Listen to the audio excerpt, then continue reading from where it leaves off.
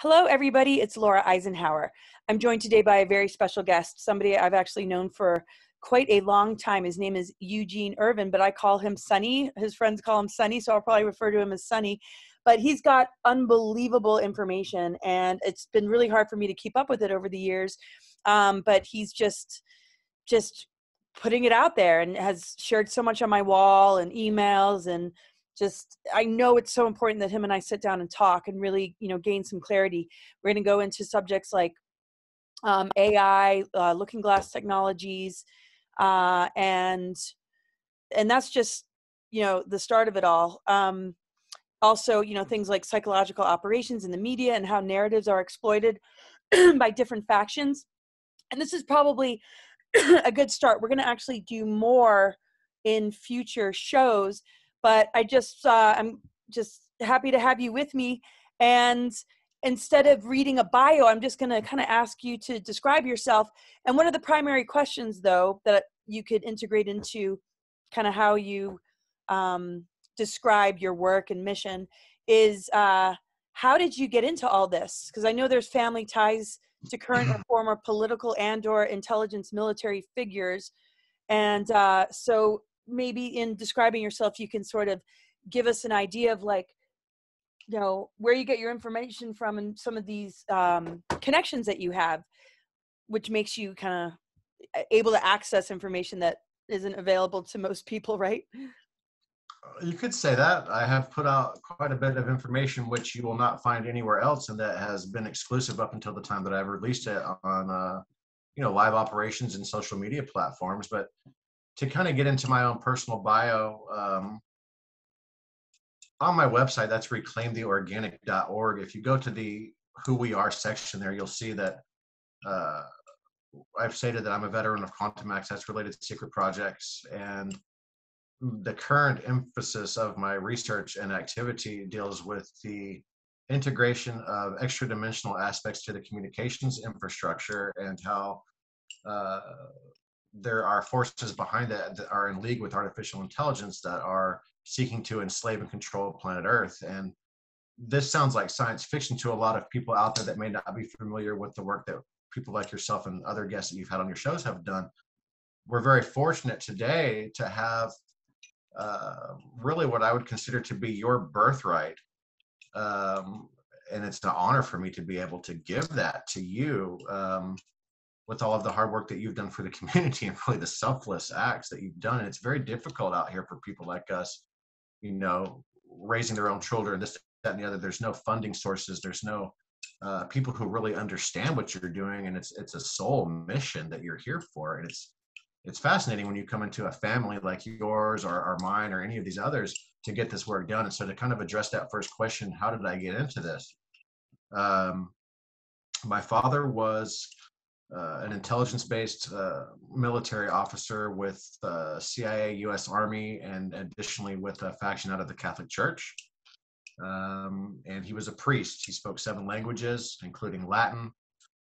And we can see my father in a picture from a special access program at a Stargate. Okay, this is an actual photograph that we have that we're going to be able to furnish to people out there as we gain their attention with this and say, well, what is this? How is this possible? And we deal with cryptography and encryption and so on and so forth. And to kind of back up, that gets into the substance of what I would call your birthright. And that is a shadow email chain with the decryption keys there from a network that originated out of the Defense Advanced Research Projects Agency, of course, originally founded by your great-grandfather. And I can only imagine your position, and I've stated this before years back, where how difficult it must be for you to stand in your truth and to be able to articulate yourself when we've seen so many things that DARPA has done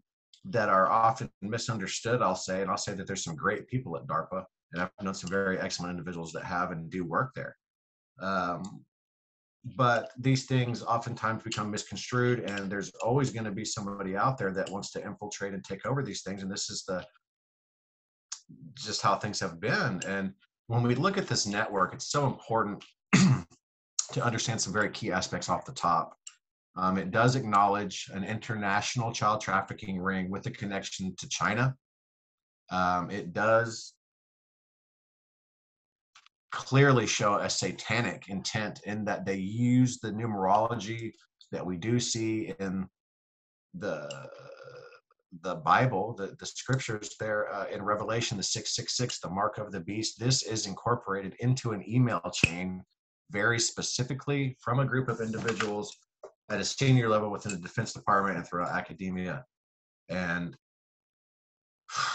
you know, when we look at this and we see that there's not only the satanic, not only the international child trafficking ring, but also an artificial intelligence control system that is a heterogeneous modeling system, which is a system with many different components. It's a complex system.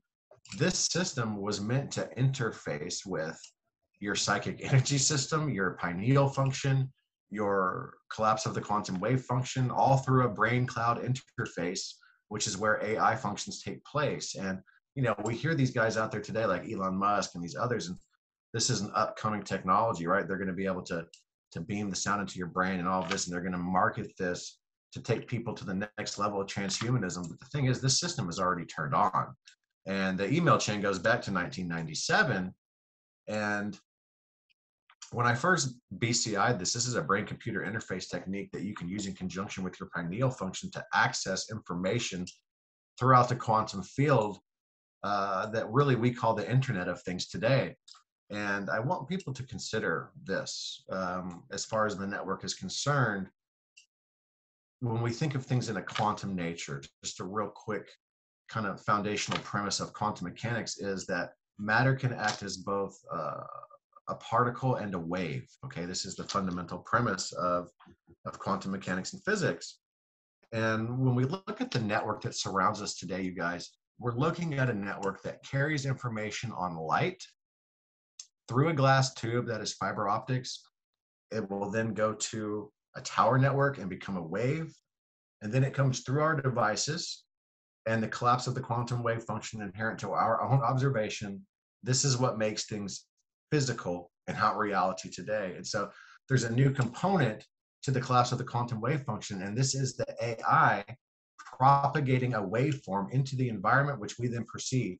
And there is an element of artificial timeline generation integrated into the network through the use of this technology with artificial intelligence today. And so that's a lot to unpack. And it's fortunate that, wow, we can really look today and say, they have the documents to show this. And so I'm going to work with some other editors and some other people.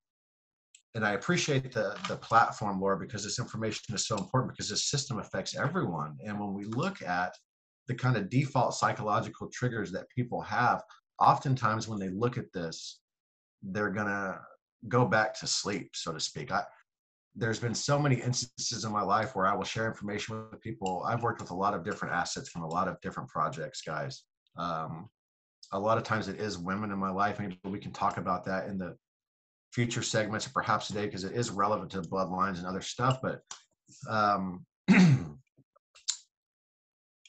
there's so many directions to go here. And so to kind of get back into where I fit in with this, my dad was a private pilot, for example, for George H.W. Bush. You know, when I used to first listen back to Coast, and I discovered Andrew Basiago, and I'm unable to personally validate his testimony, but I can corroborate his testimony in ways in which validates both of us in key respects. And so if anybody's followed our work, I've had some difficulties with Andy over the years, but most recently we have discussed some things and really covered some new ground that is so just kind of surreal to look at how concrete and how much our testimonies dovetail together. And so I don't want to get too much into Andy, but I will say that teleportation was definitely an aspect of my initial testimony in which my father did make me repeat over and over to him that I would remember this and be able to talk about this today. And that's a fascinating thing when we think about it. And Pegasus Plaza is in downtown Dallas. The entire narrative of the Pegasus myth from Greek mythology has played out through my life and through the lives of others. And if we don't know about Pegasus from the mythological standpoint, let's look at the myth real quick. Well, Perseus will remove the head of Medusa, and this is what gives birth to the Pegasus, the winged creature Pegasus. And Pegasus will then go on through a series of other missions with other people, including Bellerophon, to slay the Chimera and other things. And when the winged horse when the hooves touch the ground, the springs come forth, and this gives birth to the muses. This is a fascinating aspect when we begin to look at the music and the way, Laura, that we can kind of segue into the balancing of masculine and feminine, the DARPA mission statement, and the personification of those ideas as it pertains to a scripture that's relevant to artificial intelligence in Joshua chapter 8. And what is this doing on the DARPA mission page? And how does all the spiritual stuff end up being AI, though, is the thing. Like, if you can incorporate that into just... Well, that's a great question. It's a simple answer. We look at AI, it's a waveform that is quantum enabled, and it utilizes that much the same way that matter can exist as both a particle and a wave. This AI is like the antithesis to organic light. It is the opposite of it, and it can manifest itself in ways. People will talk about this black goo, and we've even heard people that say, yeah, I've even ingested this and lived to talk about it.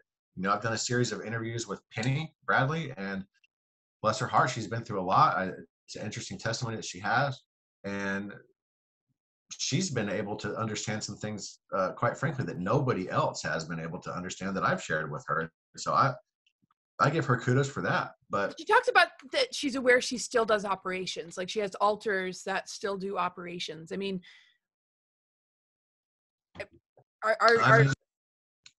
I don't discount that fact. I think that that's probably very legitimate in her case. And some of the things that she discussed with me about this caused me concern for her.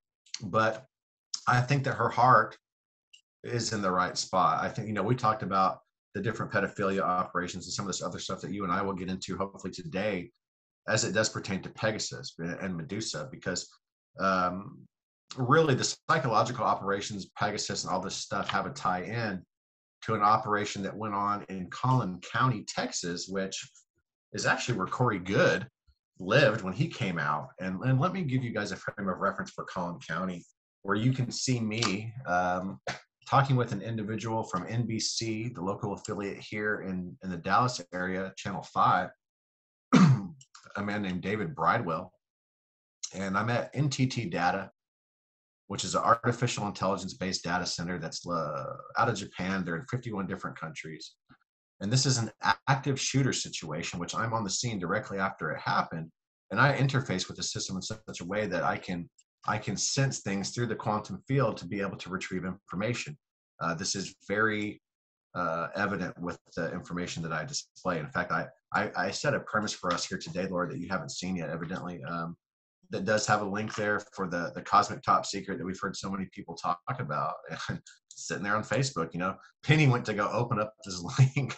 I sent it to her in a message, and she opens it up. She said, hey, this link sent me back a thing that says I'm under investigation now. And so I tell people in the video, you know, you don't want to open this link, but I open it for them on the video. It's on your page, and it's on my page there. And it's basically for secure encryption systems and so on and so forth. And I'm clear to disseminate that information. And I can do that in a public format and say, well, hey, here it really is. You know, it's not just some guy talking about this, that, or the other. I can cover you up with documents about everything I'm going to say today. And I'm looking forward to being able to share that with the public. And so I want to stay on track. Let's get back to that data center in Collin County again, where people like Corey Goode were from. Collin County was the place where the first mesh network was installed on Earth. Okay. Part of my testimony is that the oldest quantum supercomputer that I'm aware of, which you can see me on top side of an underground facility just the other day, you talk about still doing operations. I have performed many operations live on camera for people that are still there that will stand the test of time, as I'm doing things like calling in air cover, and they're really coming, and it's a real thing and it's live operations. This is what we're really doing. And when we have a cloning center underneath the ground that has quantum capability, it can cloak itself temporally and all these other things, it really begins to be things that people like have read in books before, and they don't have a frame of reference other than like a television, which is, it's something that they want to emulate. So when they see something real, they're not quite sure how to accept this. They're like, what really is that? And so they don't have anything to base it off of. And I would encourage people to try to get out of that modality of thinking and to be a conscious observer in your environment.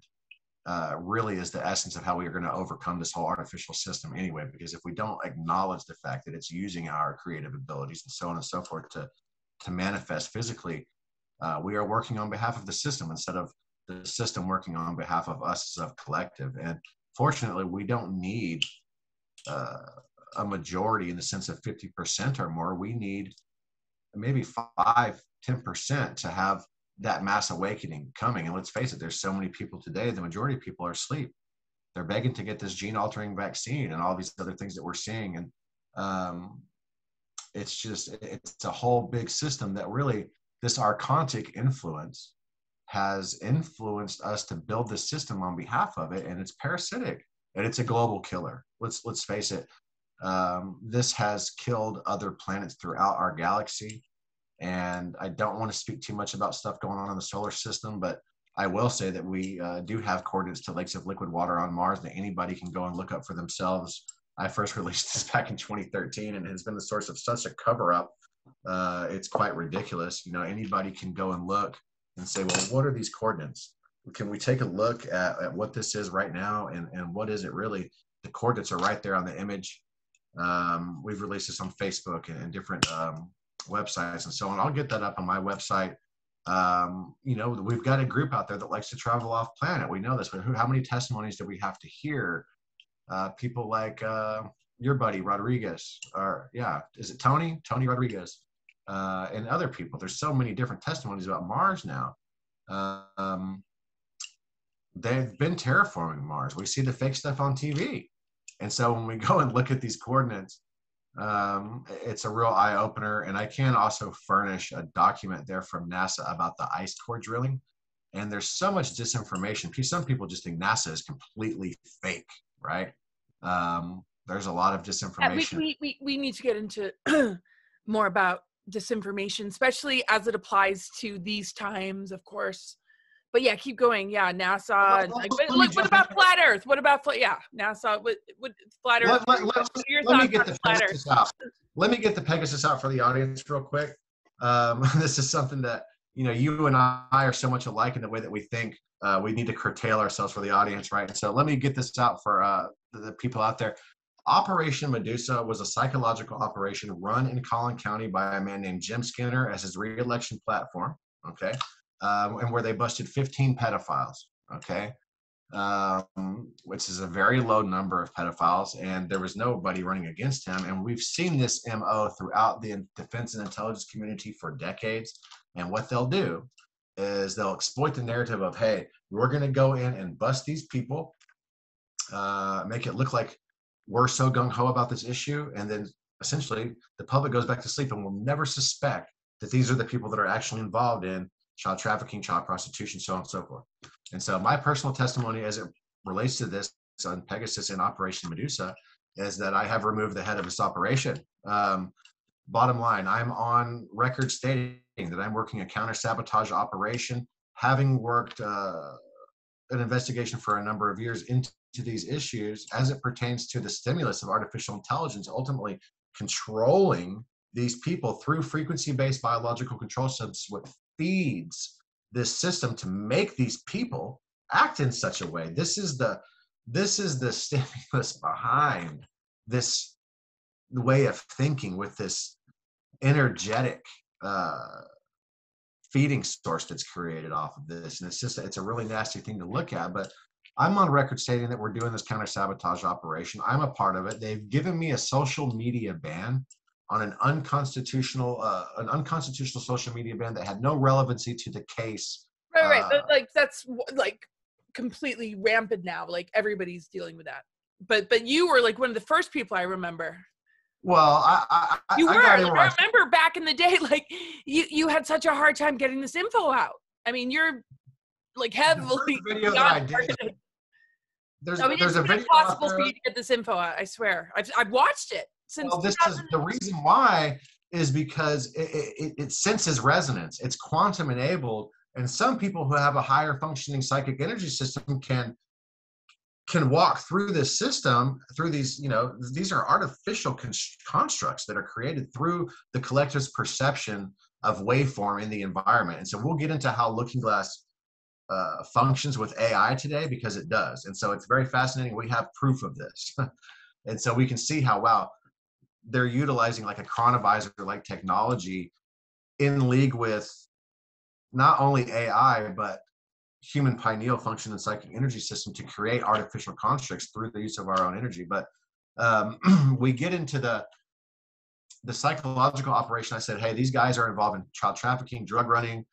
They're multi-generational. There's a connection between Collin and Denton County. We know that they're putting people in charge of the crimes that they're actively investigating. They're involved in those crimes. The people that are in charge of a child exploitation unit, they're involved in child exploitation. I was very specific when I talked to the U.S. Marshals. I talked to the FBI. I talked to the Collin County Sheriff's Department. I talked to the Plano Police Department. I did all of this as a matter of record. I released it all on YouTube and in various social media platforms. They violated me for this on a probation, on an unconstitutional social media ban. I went to prison for this. I'm in prison, and everything that I said happened in the recordings that are still on YouTube right now for people to go look at, guys. How on earth did you handle being in prison, though? Like, with all that you know and all that you've gone through, I mean, how did they handle you, knowing they must have had some sort of intel about you, right? Can I answer that? Let me tell you, I wrote you so many letters. I've got like a stack. I've already written a book about all of this because right before I went in, you're like, hey, can you help me with my book? And can we do this, that, and the other? And I made it by basically getting all this information out because you were, you helped me get it out. Oh, good. Well, I've barely been able to, I was amazed and shocked that you sent me all the letters that you did. And I almost wanted to hire a few people to like go through, like, can you help me go through these? And my husband was like, okay, I'll go through all this and we'll go through this and we'll try and pull out all the most important and beneficial stuff, but we have it all saved. I just want you to know. So, and I've got the brunt of the stuff that I felt was the most. I mean, I did send you a timeline of things that had gone on that is very, very sensitive information. And I haven't even really gotten into who I am, where I come from, and how I fit into all this. But lo and behold, if you guys go and type in Eugene Irvin / federal agents on YouTube, you're going to see a series of 9 or 10 videos there, which is me talking to all of these people, the marshals and all of this. And everything that I said, it was all true. It was proven true. There was high-level arrest, a man named Frank Eric Dockery, who set me up with my girlfriend and counterpart at that time that I was working with, who wasn't an asset. And I'm going to go ahead and say this, and it's very sensitive and it's very concrete, and we can nail this down, and peace to Kathy O'Brien for what she's been through. But Dennis O'Brien is from Michigan. He was and that's where Kathy O'Brien's family is from. If we go and investigate that, and that is in her book. Dennis O'Brien is now deceased. He was living in Phoenix, Arizona. He was the stepdaughter of my counterpart, and she was also married. We've got another tie into Disney here, guys. When this, we talk about these mind control operations and how it all functions. Even getting into the aspect of human cloning and all this other stuff. When we look at Disney, according to reports, this is something that I talked to Jeff Rich about, who's the head of the child exploitation unit. So Douglas Marshall, that must tie into him, the cloning centers and his testimonies. Do you guys talk at all? Donald and I have had some misunderstandings and disagreements, and I do believe there's some validity to his testimony, absolutely. And I think one of the most important things for us to consider is, hey, how are you getting to a cloning center through your pineal function, and how does that work, and what even is reality, right? There are aspects of this. Right. I thought he said he was like getting yanked out in the astral. So that's kind of what you mean, right? When you say. Yeah, in a dream state, he's going into these places. But when it comes to some of the music, we had some discrepancies, and I want people to go look at your wall. I want to put this in a book. I want to put this on our website, because I made this post for you the other day. And if we go to the DARPA mission page on their website, okay, we're going to see a quote that personifies their mission statement, an agency founded by your great-grandfather. And it says, "To cast a javelin into the infinite spaces of the future," end quote. And it's got a very sturdy, strong woman standing on a platform with a javelin held up in her hand. And your initial assessment of that photo may be, oh, this has got to be a man. She's got the strong hindquarters and this javelin, right? When we see the fact that they're saying, so this is cryptography. This is analogous imagery and semantics, and using deep symbolism as a method of security classification to send messages into the future to be decrypted. And this is part of what I'm here to do. I do work cryptography. I have done this for a number of years, and I was identified as someone that had a high aptitude for this at a very young age through different project-related activity that I had been on. And the bottom line, this is the personification of a scripture in Joshua 8 that we see on the DARPA mission page, which is relevant to artificial intelligence. Okay, so if we go and we read Joshua 8, hey, real eye-opener, everyone, it's talking about AI in your Bible. And it says AI specifically, and that word AI has no origin if you go and look at the transliterations and the etymology of it. The first time AI is mentioned in those ancient scriptures in the Bible, in those first 5 books, is in Genesis, right after the fall of the Tower of Babel in Genesis chapter 12, in the context of Jacob's ladder, where he camps. He camps in between Bethel and Ai. That's the first time that it is mentioned. And Bethel means, lo and behold, gate of heaven. This is where Jacob saw, again, through his pineal function, he's dreaming in this dream state, the same way that Donald Marshall is accessing these cloning centers, right? Jacob's in the Bible. He's seeing angels ascending and descending through a gate of heaven. This is what Bethel means. This is a stargate. And how does that pertain to AI, and what does this all mean? Is something that we all need to start looking at today. This is a foundational premise of a lot of my work that I will be putting into a book, and we're working on the documentary and all this stuff. Right. Everybody wants to blame somebody, though. So there's Lucifer, there's Sophia, and then maybe Lucifer's Antichrist or mad at Christ. And, there's the Gnostic version of these stories. There's the Essenes, there's the Templars, there's the infiltrations. I mean, like, it must really all come down to ourselves. I mean, isn't the origin of it all, like, we're in a free will universe, and that's just, so this is why it's the biggest mind fuck disaster ever? Or what are your thoughts? Oh, there's a ball of yarn to unravel. I mean, I believe that the archontic thread is a real thing, and it's expressed as AI.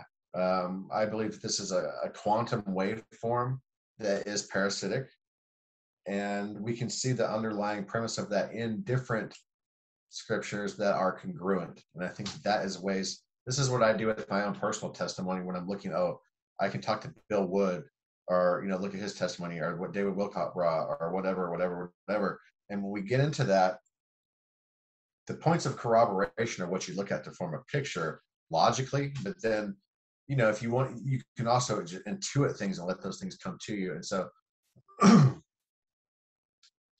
how to sum it all up? I mean, love is the law. Maybe it's the most beautiful way to say it, right? What does that mean? Is a unique experience for all of us. But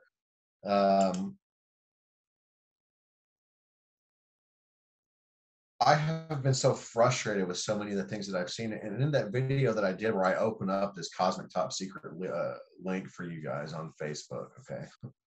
I'm doing this like, hey, this is real. We're not talking about this guy might be clear, this might be this. Here's the link. It's live. It's open, okay? I'm sorry. Do you need a I'm shared there. screen thing? Because I can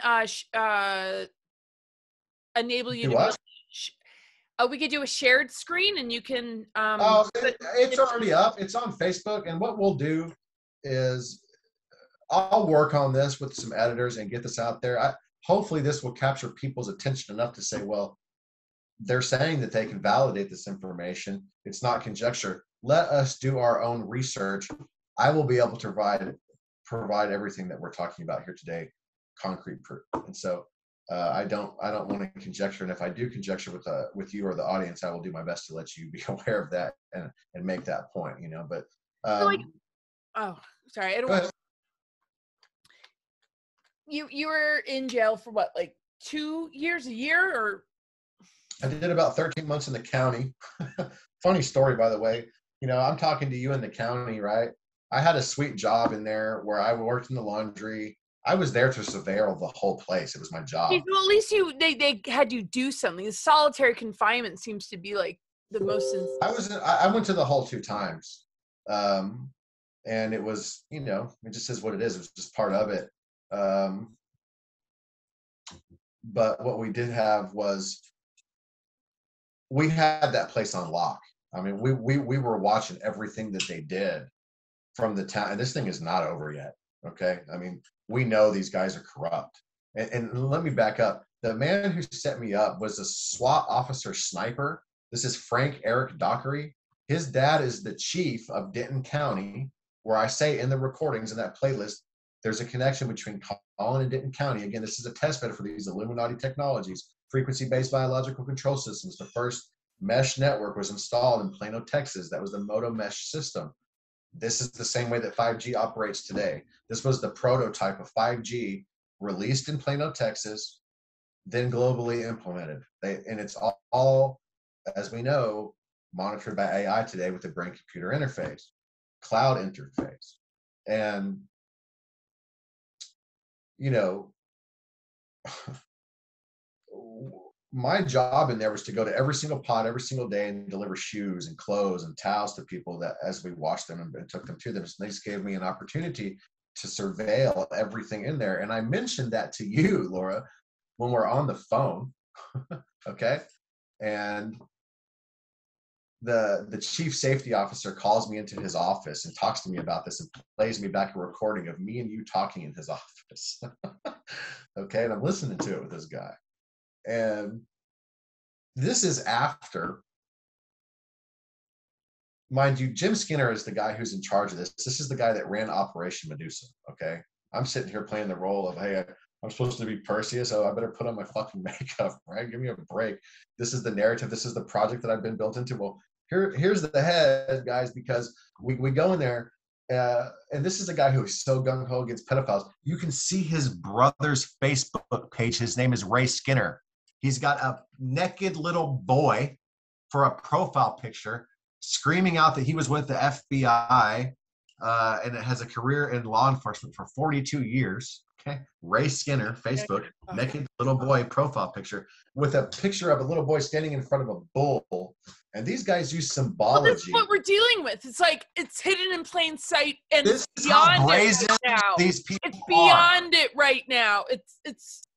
Keep going. This is how brazen these people are. And you can go and see on the same Ray Skinner's Facebook page, there's one he's got a meme up with, who would you sacrifice today? He's got a picture of a naked little boy standing in front of a bull.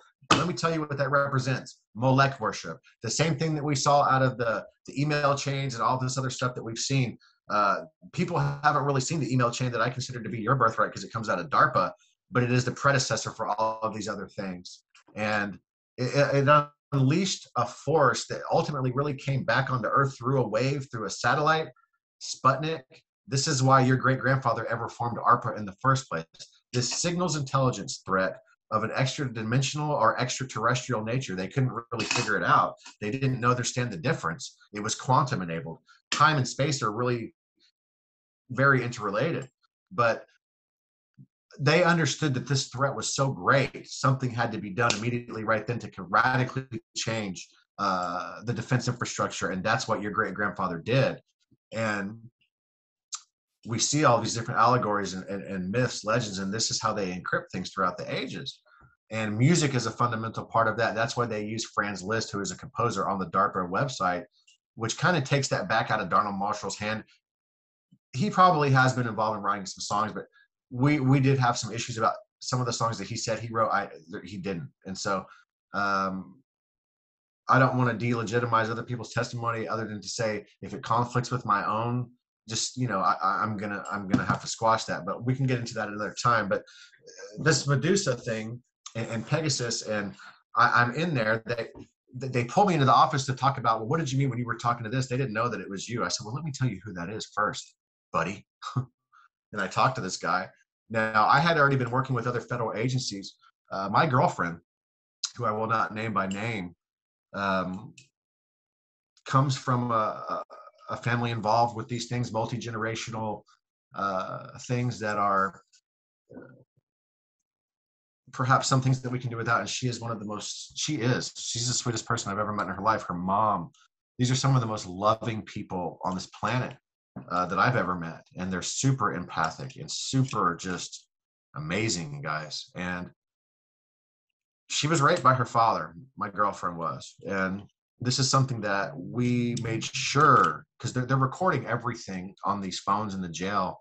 And I was recording them as well with my partner, KANDY Griffin VANDAWALKER. And we released a whole series of recordings. Oh, yeah. Go. We released a whole series of me inside their facility, talking about very sensitive and compartmented top secret information as it pertains to the investigation, and just watching these dominoes fall to the point to where the guy who set me up is now sitting in the jail run by his father awaiting federal sentencing. We know that he was using electronic harassment equipment. We know that we have a problem with this with special weapons and tactics people at the local and state level. They like to, and when we go back to the first interview that I did with Andrew Bashaga, our work dovetailed, because this is relevant to Pegasus. He had interviewed Eldon Bird, one of the developers of synthetic telepathy. Long story short, it went black in '81 after falling to the hands of CIA, as it was being developed by Marine Corps and Navy, or for them. And then it fell into the hands of rogue intelligence factions and criminal factions. This is back in '81. That's according to the testimony he collected from Eldon Bird, the developer of the technology. Wow. We see these guys using this today, and they'll do it for things like psychological operations. We've seen this in Florida and other stuff, and I can get into all of this. Everything that the focus of my work really is decompartmentalization, and so I do have to be all over this place, but at the same time laser focused and bring it together. It's exceedingly difficult to articulate it concisely through people without jumping around. It makes for a difficult conversation. But let me just back up. This is the guy who's supposed to be so gung-ho, Sheriff Skinner, about these pedophiles, and we use my love, my girlfriend, as the key to prove that he's just full of shit, right? Okay, we go in there. She says, she's talking to me on the phone. I get the testimony from her out there. They collected it. The people who monitor that come to me. I talk to them about it. They take it to Skinner and his staff at a counterterrorism fusion center with, the marshals were the best people in there. And there's different factions of people within every little facet of these agencies. And it's a battle right now, you guys. It's a battle, and it's really going down. And so I'm not someone, I don't even carry firearms or anything. I promise you, you can see me saying helicopter, go here, aircraft, come here right now. And you can see me working live operations in the media. And I don't just talk about it, guys. I be about it. And it's like that. And so I'm in here, I'm doing this, and we've proven how bad this guy is a liar. And so here's where I've got to get into this next part, and it's bad. It's bad, and nobody wants to hear this, and everybody knows what's going on. And the last thing I want to be a part of is, blackmail. I'm going to go in here and set these guys up for you so you can blackmail them to go do your own shit on the side. Fuck that. And so this is why I have to be public, and to talk about ghost programming. It's something that I'm fortunate enough to been through after having been through trauma-based mind control and all the other things that you see from people in secret projects, right? I've been through all of that.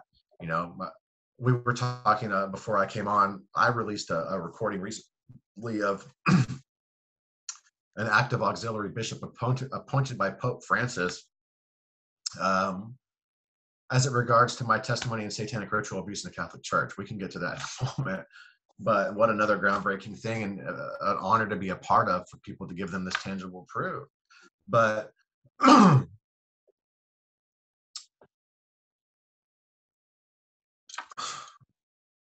so you it's don't just want to like having to like go into the recalling of it. I mean, like you're like.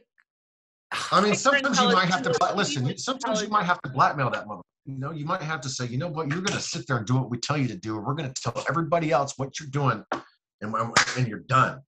No, it's either that or you're a puppet now. Am I comfortable with being a part of that? I'm comfortable enough to say that I'm not, and I have been. Okay, and so. Right. Well, that's gotta be like the most unbelievable part of your greater mission. Maybe just knowing like your greater soul, spiritual mission and truth, and seeing how your genius is being used for operations or being used. But then it's got to come from you're part of the greater intelligence groups that came in to counteract it. So, you know, so you're targeted for it. Yeah, and ultimately a soul mission can come into any of those things to do what they've got to do. And that, to me, that's what it means, Lord, to be alive. Oh yeah, there's no separation. I mean, it's like you got to exactly the soul mission and spiritual mission is going to go into the most gnarliest of regions. The stronger the wagon, the heavier the load sometimes too. So. But I've got to say something. I want to talk real quick about commingling of bloodlines, why it's important, what it really means, and how my comfort level with this is something that I never would have thought has gotten to this point. But it's interesting too, because Penny Bradley helped me with this. And you know, we're all fucking weird guys. We've all been through some shit that just, what the hell are they talking about? But when we get into the different reptilian races and some of this stuff, guys, let me tell you something. If it's a baby eating reptilian, I'm going to kill it if I can. Okay. I'm not a killer, but I'm like you. Okay. That shit's not going on. But when we get into the lower levels of RH negative and stuff like this, and the commingling of these bloodlines, I don't know how to express it to you. The love and the expression of DNA holographically and all this stuff, there's something there that helps to overcome this AI. This sickness is very genetic specific, and some bloodlines have a higher predisposition for this. And through this commingling and interbreeding of different relationships, and how sexual energy and just human energy is used for manifestive purposes, must be taken into account. And part of my testimony that is so relevant to this has to do with Montauk. And I don't want to validate Montauk completely in a nutshell, but I will say these devices do exist. You can even see, if you go look at the sarcophagus cover of King Pakal. No, I know they exist, and some have termed demiurgic technologies, not Montauk technology, being the same as what I'm saying. I'm saying there are more technologies than we could possibly imagine. So I can name like a whole bunch, and I do presentations about the ones that I know of. So you know, you're opening up a whole another level of it for, well, people hearing about it for the first time. What brought me to it was this sexual energy manifestation, cyclical occurrence between masculine and feminine energy. And that's why, isn't that why sodomy and targeting and pedophilia and the trafficking rings is to steal that essence, to use it as a way to access different dimensions, and then use that control mechanism, right? Okay. Yes. And so let's listen to like people like Graham Hancock and his ayahuasca experiences, or any of the others, just as a premise. He's a brilliant man. I love that guy. His books changed my life. But bottom line, when we look at how ayahuasca functions with DNA, and it allows us to access these higher dimensions, and it's encoded in our DNA, this is activation. This is known through the use of blood magic, and it's very secretive. It's very occult. And I can show you a site that is a looking glass where they were doing this, that is now integrated into the existing communications infrastructure. And you can see me traipsing around on this place for the last several years as we are going through a reclamation process of this technology. I just yesterday showed the underground tunnel going from a storefront to an underground facility at a looking glass. Okay, we can see all of this.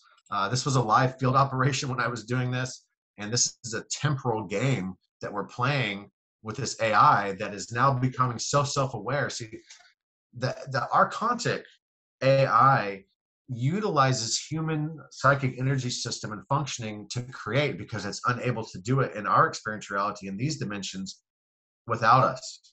Okay, these systems that it has influenced us to build are like the last nail in the coffin for it to completely take over everything. And this is where we are today. Okay. When the older testimonies of people like Dan Burrish, Bill Wood didn't really get into it too much. And by the way,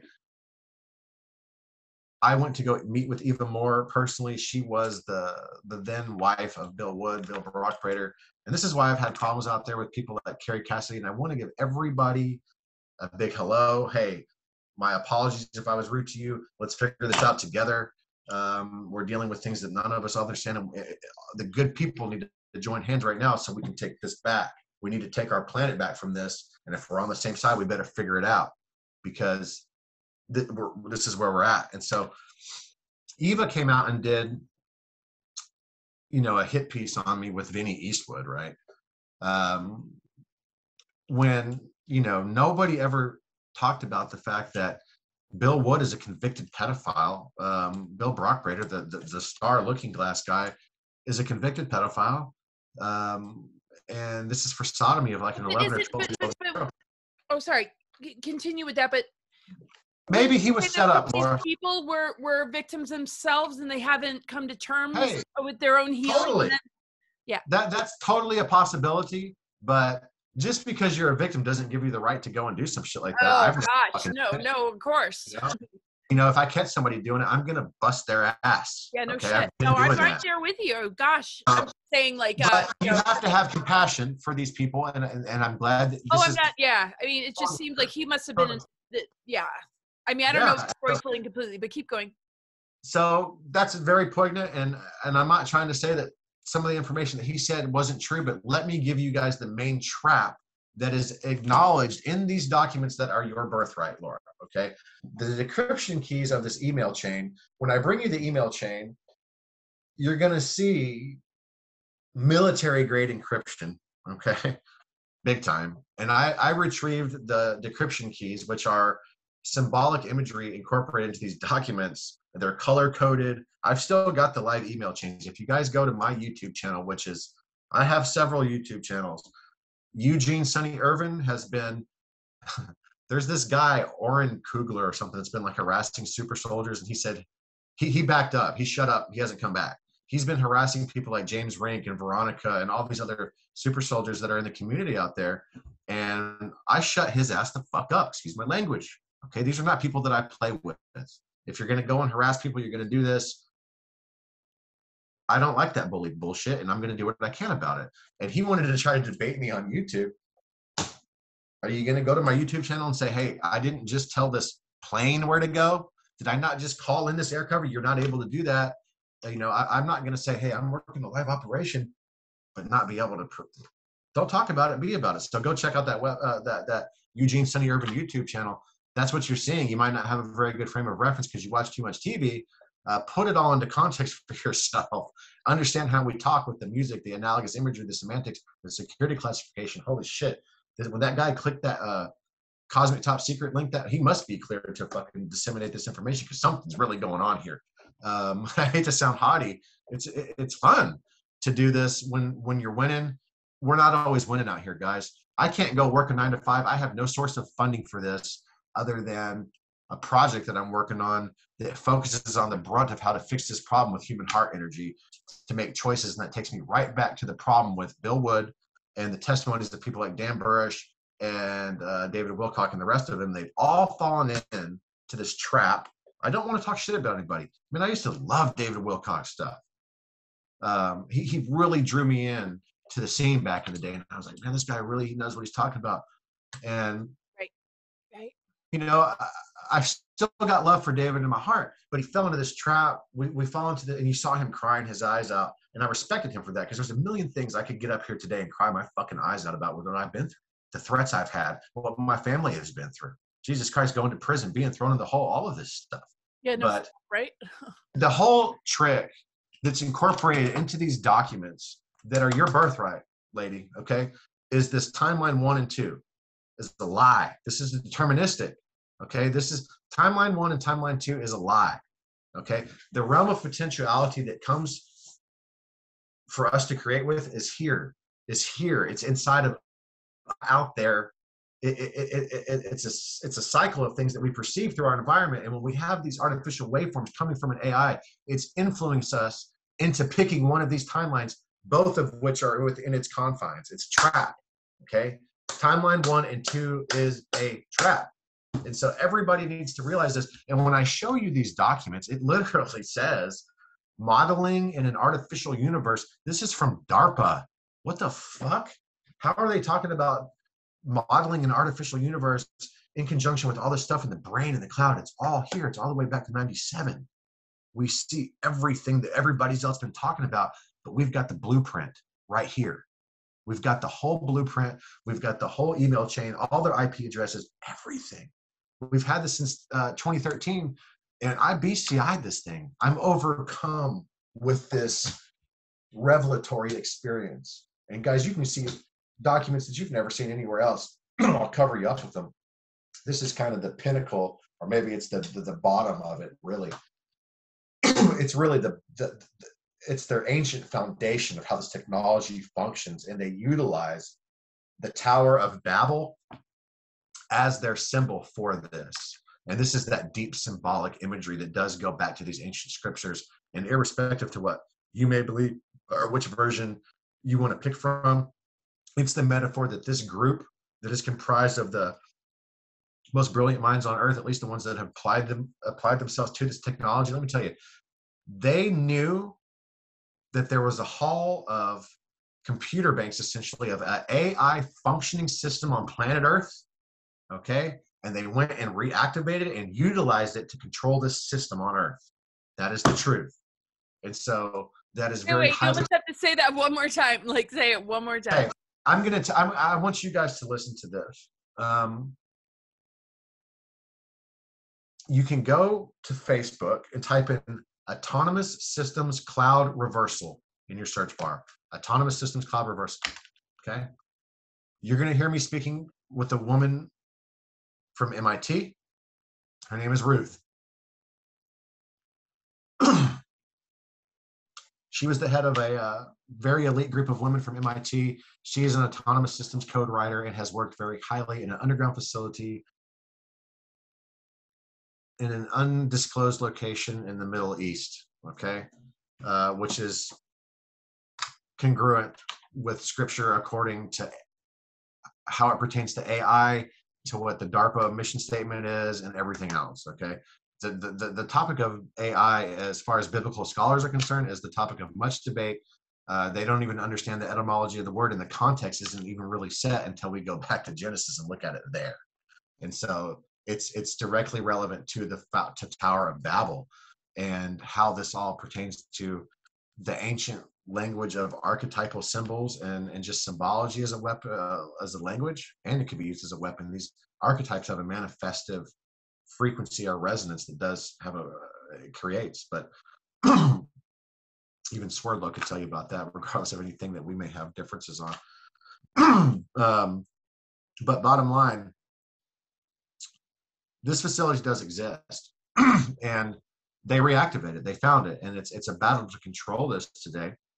And this is what the whole battle with everything is about on planet Earth today. And this is the spawn of so many of the religions today. Let's look at Black Goo.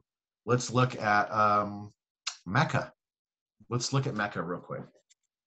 Mecca is, and no offense if you're Muslim out there, I've known some great Muslim people. I've studied there and read the Bible and their books with them in prison, okay, and other places. And it's a fascinating thing. But when we see this, they're worshiping a black rock that came from space. This is the essence of Mecca, okay? When we really begin to understand the Black Goo, the AI, the influence that it has to keep people divided on planet Earth, this is its agenda. This is how it works. And so that's a whole ball of yarn. It's another tangible proof of these things. You can hear other people out there talking about this, from my partner, KANDY Griffin VANDAWALKER, my closest colleague out there. Our website, again, is reclaimtheorganic.org, very much under construction there. Still very exclusive content. You're going to see documents out there that you're just not going to find anywhere else, like counter underground facilities stuff from DARPA, and all this kind of other stuff. But Harold Kautz Vela, we've done some cool interviews with him recently. This is an interesting subject. And so this force is taking over people, guys, and we need to have that compassion, Laura, so much. I'm so glad you said that, because this is how we're going to get past this. That doesn't mean sit there and not do anything. But when let me tell you something about Jim Skinner and Donald Trump, and this is so important, and let me go ahead and get into more of who I am and what it all means, okay? I told you about my dad a little bit. You can go look at some of the stuff there, Stargate pictures, CIA. He's standing there next to George Bush. You can hear me talking to Andrew Bashaga about him, all this stuff. It's all there for people to go look at. Man, we've done it. I'm so humbled by being able to put all this together, even though people haven't had a chance to go look as much. This is a lot more than somebody just talking. It's pretty neat. But my own mom, recently retired from the law office of a man named Mark Stanley, who his most recent fundraiser, guys, was Nancy Pelosi at his house. Okay, that's going to raise a bunch of people's eyebrows and make them look at me like, Nancy Pelosi. I hate politics. You can't figure it out to save your life. Yeah, help us understand what's up with. Yeah, go the like let me and, like there. the current. Yeah. Let me get here, okay?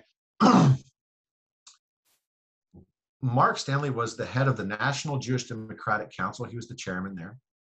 And they put out some stuff in print about a man named Sheldon Adelson, who is one of the most prolific donors that we have ever had in U.S. history, okay? He was a Republican donor. He's Jewish. He's from Israel. And he was the owner of the Sands casinos, including casinos in Macau, which is an Asian nation close to China. And the NJDC, which Mark Stanley was the head of, comes out and says, this guy has underage prostitutes at his casinos, and we know it, and they put it in print. Sheldon Adelson sued my mom's boss, essentially, the organization which he was the chairman of. Mark is a class action attorney who is currently suing the United States Conference of Catholic Bishops for their inappropriate mishandling of funds for the Peter Pence fund, which, you know, the Vatican would go out and solicit people that had, you know, these are funds that are going for war victims, and, you know, any sad boo-hoo story that you can come up with, give it to us and we're going to give it to them.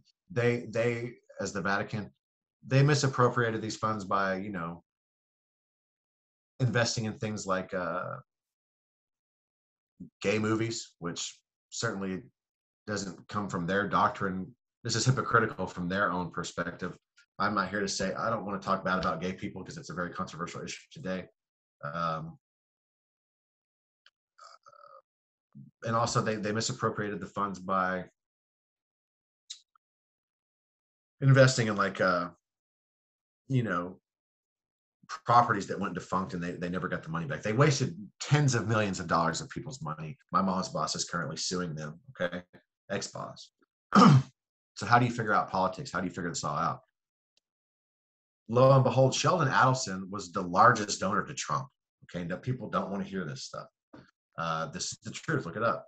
Well, is it like just a pyramid chain of like who's doing what to who and who's funding who, right?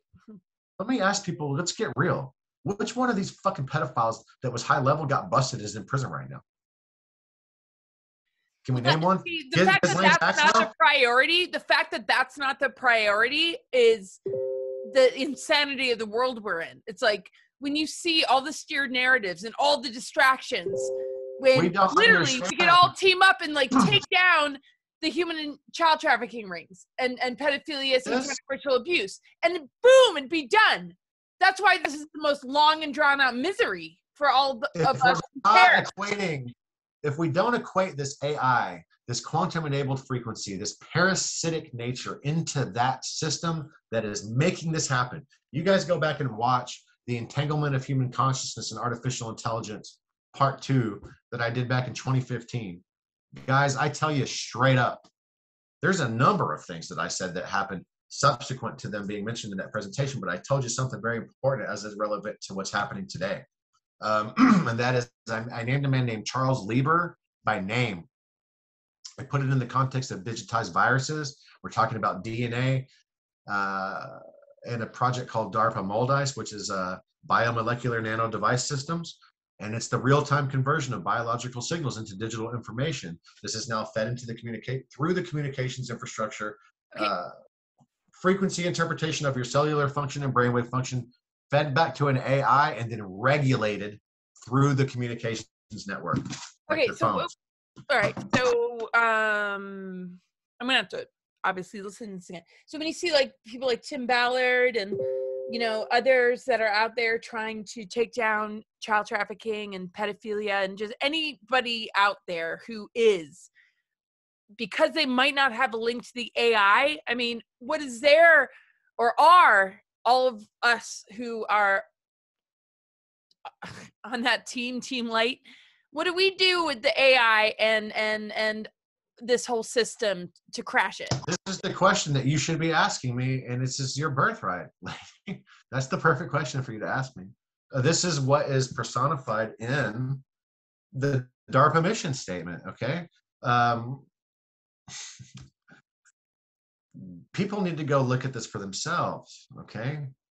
Why is there a picture of a lady standing there with a javelin with a thing that says, we're going to cast a javelin into the infinite spaces of the future? Why? What does that mean? I'm going to read you guys something real quick and just take it for what it is. And I've sent this to you, Laura, but this is not something that is a coincidence. This is something that is very, very tangible cryptography that we can all see. And it gives us the formula of how to overcome this AI and to answer your question without getting into any of the other stuff. And we talked about this the other day a little bit. It's kind of like a fluid motion, like you would do if you're studying Kung Fu. You're going to do an all fluid motion. You're not going to buck up like a boxer if you're trying to do a crane style or this or that. You're going to go for that net. And it's going to be one fluid motion. It's a kill, It's not a buck. It's not, I'm going to fight you. You're dead. And so, and no offense to any boxers out there, by the way, David, that wasn't directed towards David. And I like him. I think he's all right. We'll have to talk about that later, because that does get into the interface point. It's so relevant. And David plays a very big part of this. Rodriguez, he does. And I'll get to that with you in a minute.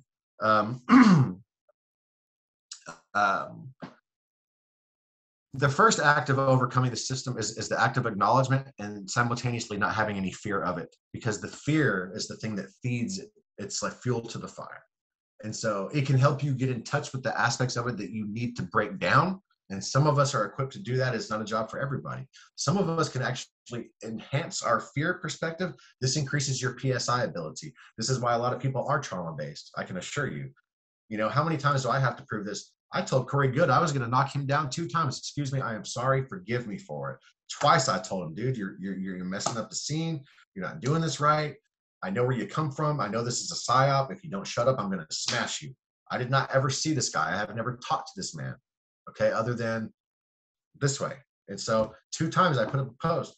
One time, David Wilcox, like, Corey Good's in the hospital. And somebody came through to him from a dream and all this. This is exactly what I said I was going to do to him. All the timestamps are there on Facebook. And so we utilize these platforms. We'll tell you. And yeah, I've worked these type of ops. And that's something that I took upon myself with just my own inherent ability. It doesn't matter where you put somebody. These things are irrespective of space and time. And this is the nature of remote viewing and what you can do with it. But Project Stargate is still a very real thing, and that was a remote viewing program from Defense Intelligence Agency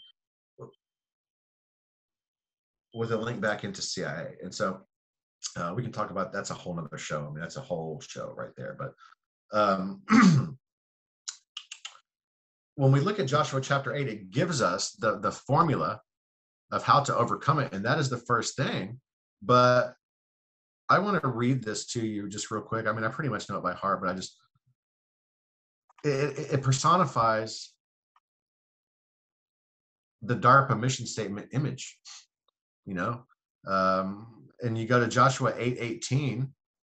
Then the Lord said to Joshua, hold out towards Ai the javelin that is in your hand, for into your hand I will deliver the city. So Joshua held out towards the city the javelin that was in his hand.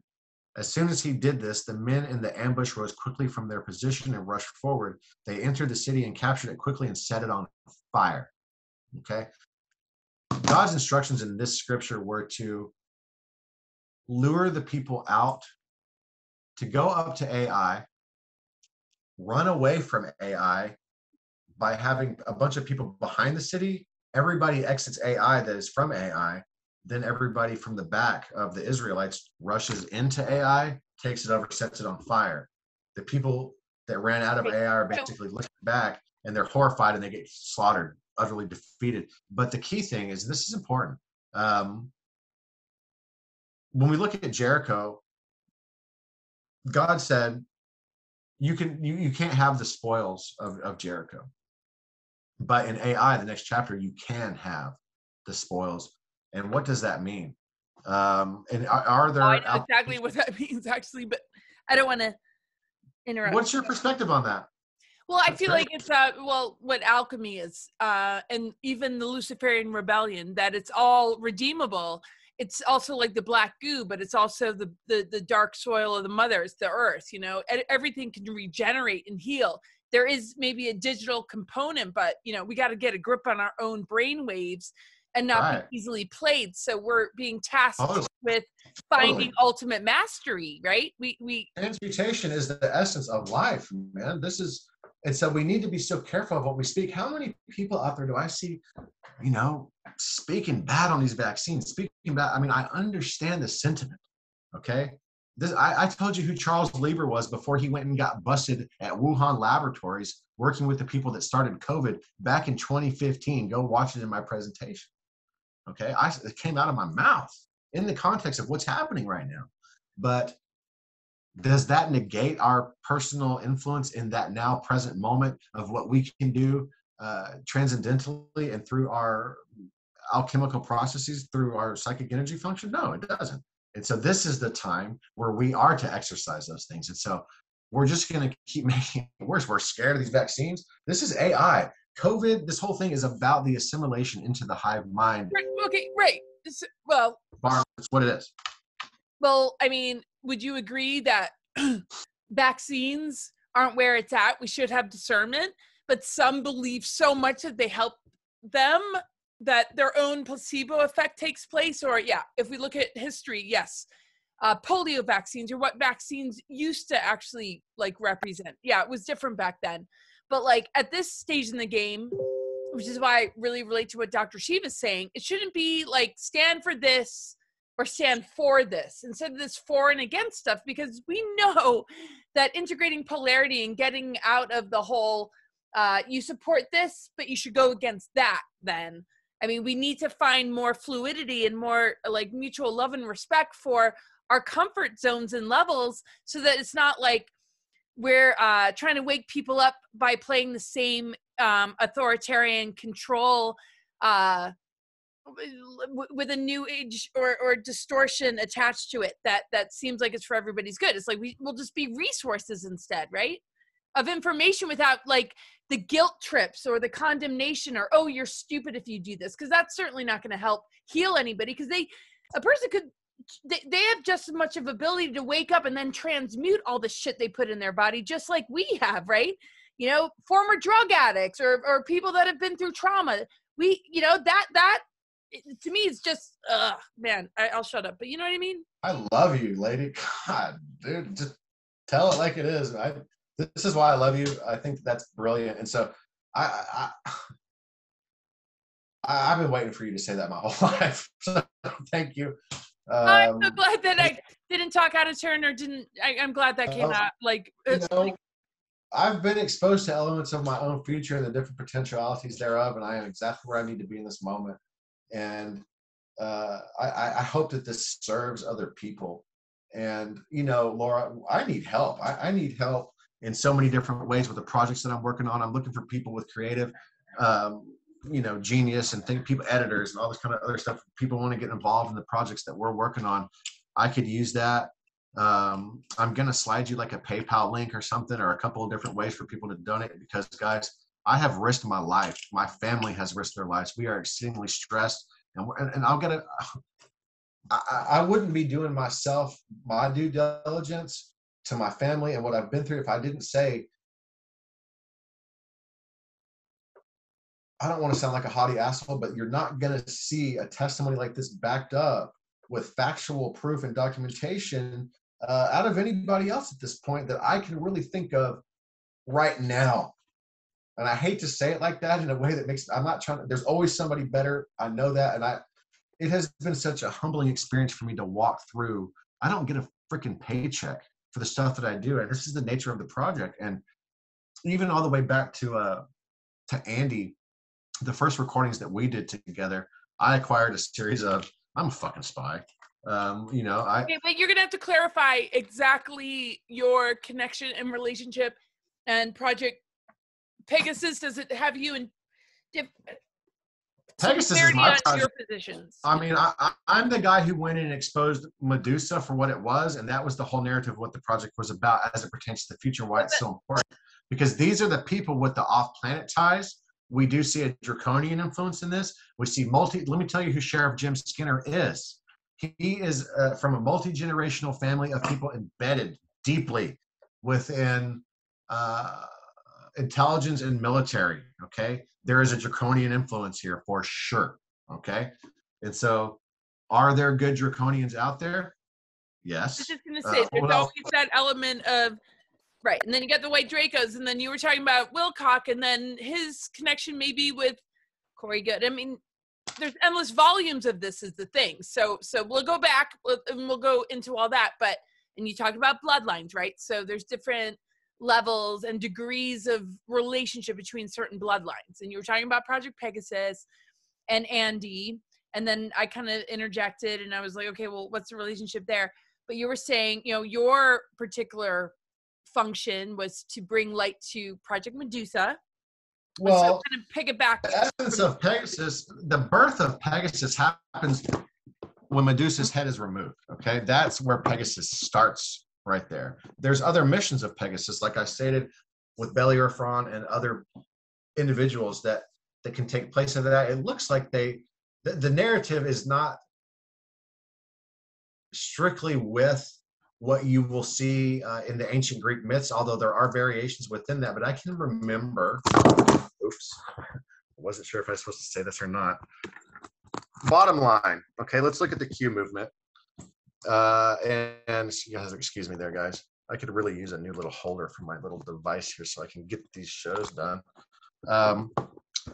Bottom line, oh golly, it's really going to give me some trouble there. The Kraken. What happens when, did everybody ever see Clash of the Titans? Okay. What was all this stuff about the Kraken with Q? That's like one of the only movies I've seen over it, like too many times. Okay. The old one with the little mechanical. Oh, yeah, the original. Yeah. Yeah. Okay. So what's the deal? Perseus chops off the head, right? He puts it out there. He's going to get this chick, like, hey, she needs my help. And, this whole Kraken thing that everybody was waiting for in our current context. Release the Kraken. Where the fuck is the Kraken? I know. I was like, oh my gosh, this is so multi-layered as far as the meaning of these times right now. So keep going. Yeah. And so, bottom line,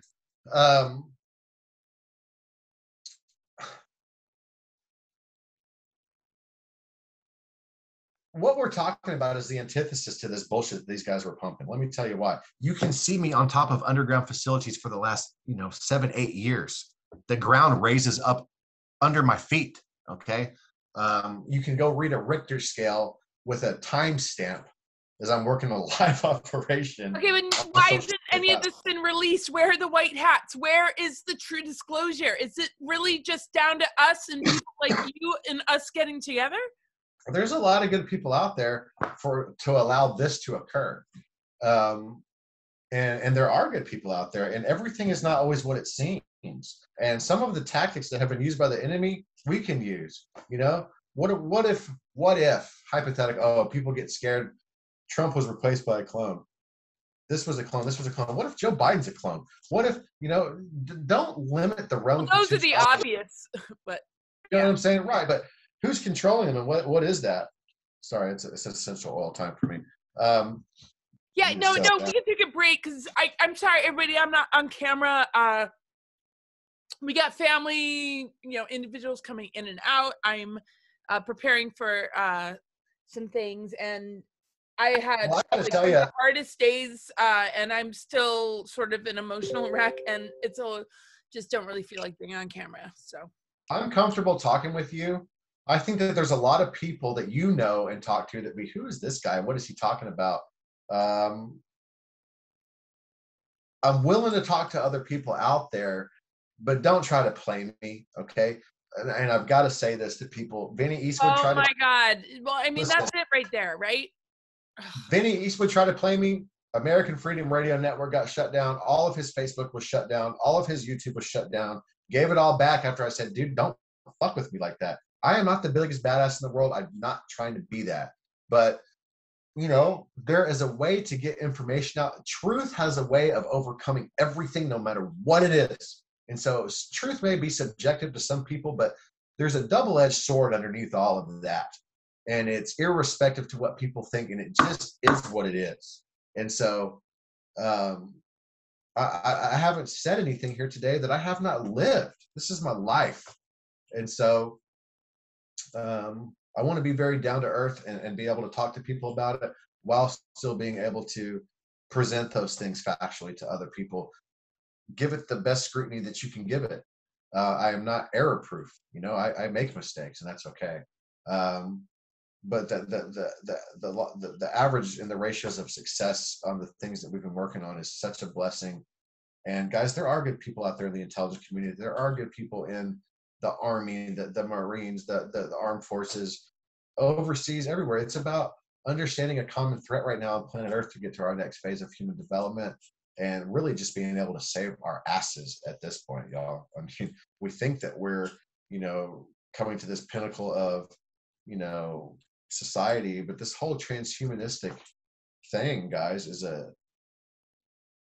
it's arguable to say some aspects of this are good. But it's not like all black or white, right? It's like there's like I used to envision like mitosis between cells. It's like there's a pulling apart, but as it pulls apart, like a bifurcation, there's going to be things that are still connected as it like pulls itself away. So it's not like, oh, you know, it's all like black or white or just one epiphany and you're all good, and you know, it's a process. So I feel it's mitosis totally.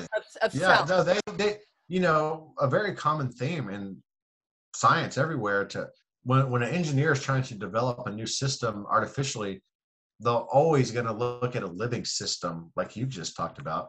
I appreciate you bringing some biology into that. That's neat. And I totally see that. And that's a very good metaphor for what we're looking at. Yeah. Makes sense. Right. And so the parts of ourselves that might not feel like, you know, we've gotten to the next realm or we've truly ascended, it's because it's a, you know, or, you know, those who might be like seeking to enslave, well, you know, it's the same for you guys. And no, but that's not even a part of the mitosis model, because enslavement is like a temporary shell that you put around an unconscious being. And that's why, you know, somebody that's vulnerable, you know, that's just been born, you know, and the targeting of children is so, you know, devastating. But at the same time, the spirit of that child, like we see with Kathy O'Brien's story, or, you know, so many other people's story, is showing that on a physics level, spiritual physics level, that holds the upper hand. So as a humanity, we need to know that in these times of being plagued by fear and being maybe concerned by that cancer diagnosis, or oop, took that mRNA vaccine, I guess I'm screwed, you know, if they're, you know, beginning to awaken before the detrimental effects kick in. There's nothing we can't handle. But yeah, how do we anyway, go ahead. But I hear you. And I wanted to talk about the thing that I mentioned with David a minute ago, because the last, you know, I was a host on my own, you know, shows there on the Global Enlightenment Radio Network, and I just didn't like the way things were going. I found out that, you know, Daryl was a Freemason, and, you know, guys, I've known some good people in Freemasonry. I don't do secret handshake clubs. Fuck that. It's not for me. Okay. And I don't think I've ever joined anything or been initiated. I can't go there. It's like, I'm not doing some people like, oh no, there's good Freemason, but at this point it's been so infiltrated. Why even associate anymore? The good ones don't know. Why are they even in it anymore? It's like the Vatican. It's like, if you're a good priest, you know, realize what the hell's going on here. The pinnacle of Freemasonry is the worship of AI, period, bottom line. Even if only of the highest initiates know this. Well, no, you're right. I mean, yes. I mean, yeah, it's true. And they will drink. Well, that's what it's become. That infiltration has made it an AI god. So yeah, talk to us about that. How Masonry basically worships an AI god.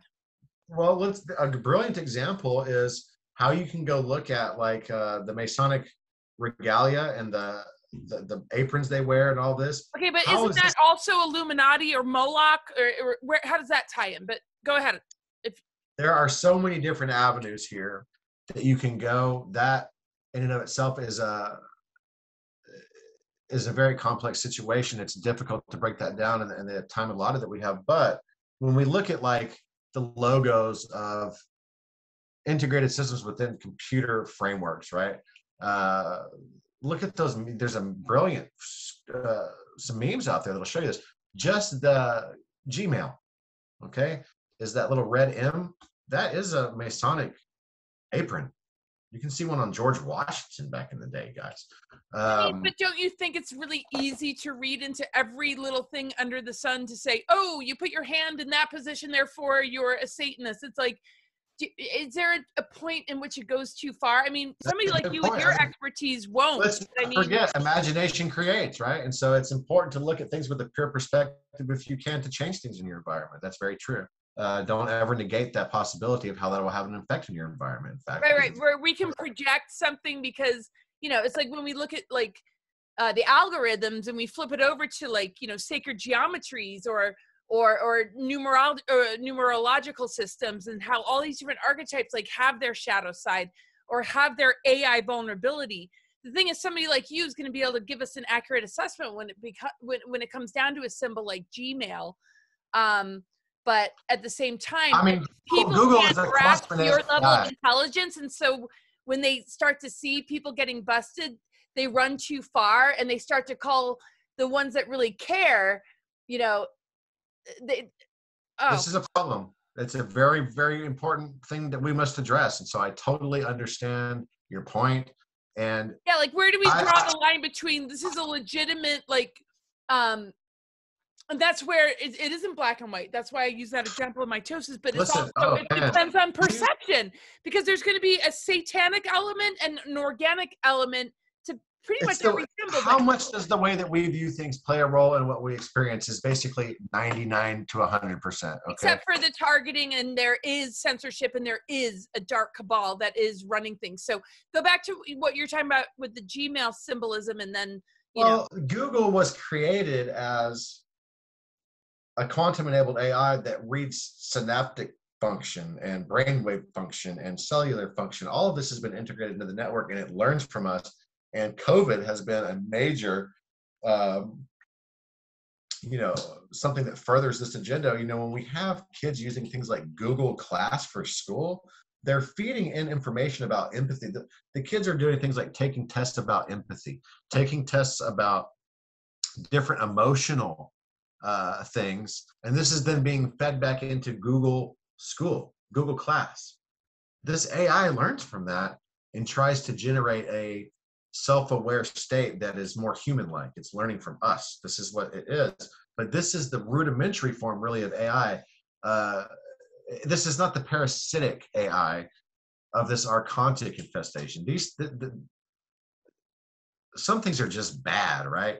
Right. So you're saying it's like more connected to advanced ET technology that can do the same kind of things, but it's looking to help heal. There are good applications for artificial intelligence, absolutely. And so we have to make the distinction between the two, and that's what we're trying to get. And like one parasitic and looks to siphon and harvest, where the other one is service to others, and it's looking to help regenerate, help educate, help synthesize and harmonize, kind of. Yeah, I mean, let's look at the extra dimensional realm and how a homeostasis is created within that, right? Between different organisms of an extra dimensional nature. You know, is it just going to be a parasitic thing that feeds on you in one dimension, or if you raise up your dimensional awareness higher, is there another parasite there that feeds in that dimension, and so on and so forth? But isn't that the way we grow? Like the personality matrix is going to be like ego parasites, whereas the next level might be soul parasites, depending on how much you stand for, you know, because people can, you know what I mean? It's like we have all these different levels in harmonic universes. The personality matrix will have parasites that, target our self-esteem or our egos. But the next level up, you know, it's like when we look at all the galactic wars and the fact that Lyra even got attacked when we were in our avatar consciousness, you know, what was the place that they could enter then? Well, I feel like it was the differentiation of the masculine and feminine, that ultimate sort of separation to experience this free will universe. Like the masculine and feminine aren't always going to be just like the perfect happy couple. There's going to be that element of rebellion for us to learn about ego and see, you know, what is the right use of power? How far away do we get from unity and balance in order to, you know, hit such a rock bottom as a collective, I mean, even universal galactic picture, that we heal through returning, not to a figure, not to a pantheon, not to a particular deity, but that very harmonic balance within ourselves, that divine blueprint. You know what I mean? Like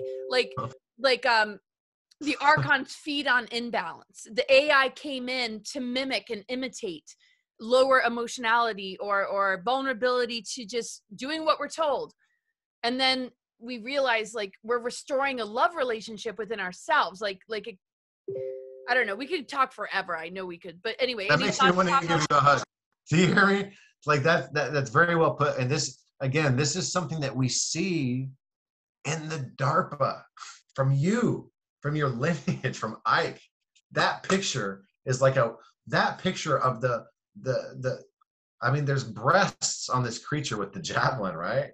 But it's like a very strong woman with these stacked ass legs and just muscular and just like, this represents that balance of masculine and femininity in that moment of what it is in that scripture of taking back AI and springing that ambush. Right, but wouldn't you say that the gender confusion and some of the narratives, like, and this administration, this sort of that came in through falsity of using AI to manufacture a false election, is to also indoctrinate our children into gender confusion instead of integration of polarity and true sovereignty, which appreciates all our unique expression. It's not trying to force on anything upon anybody. It's like that loss. I just played his role. I've got to get this out of me.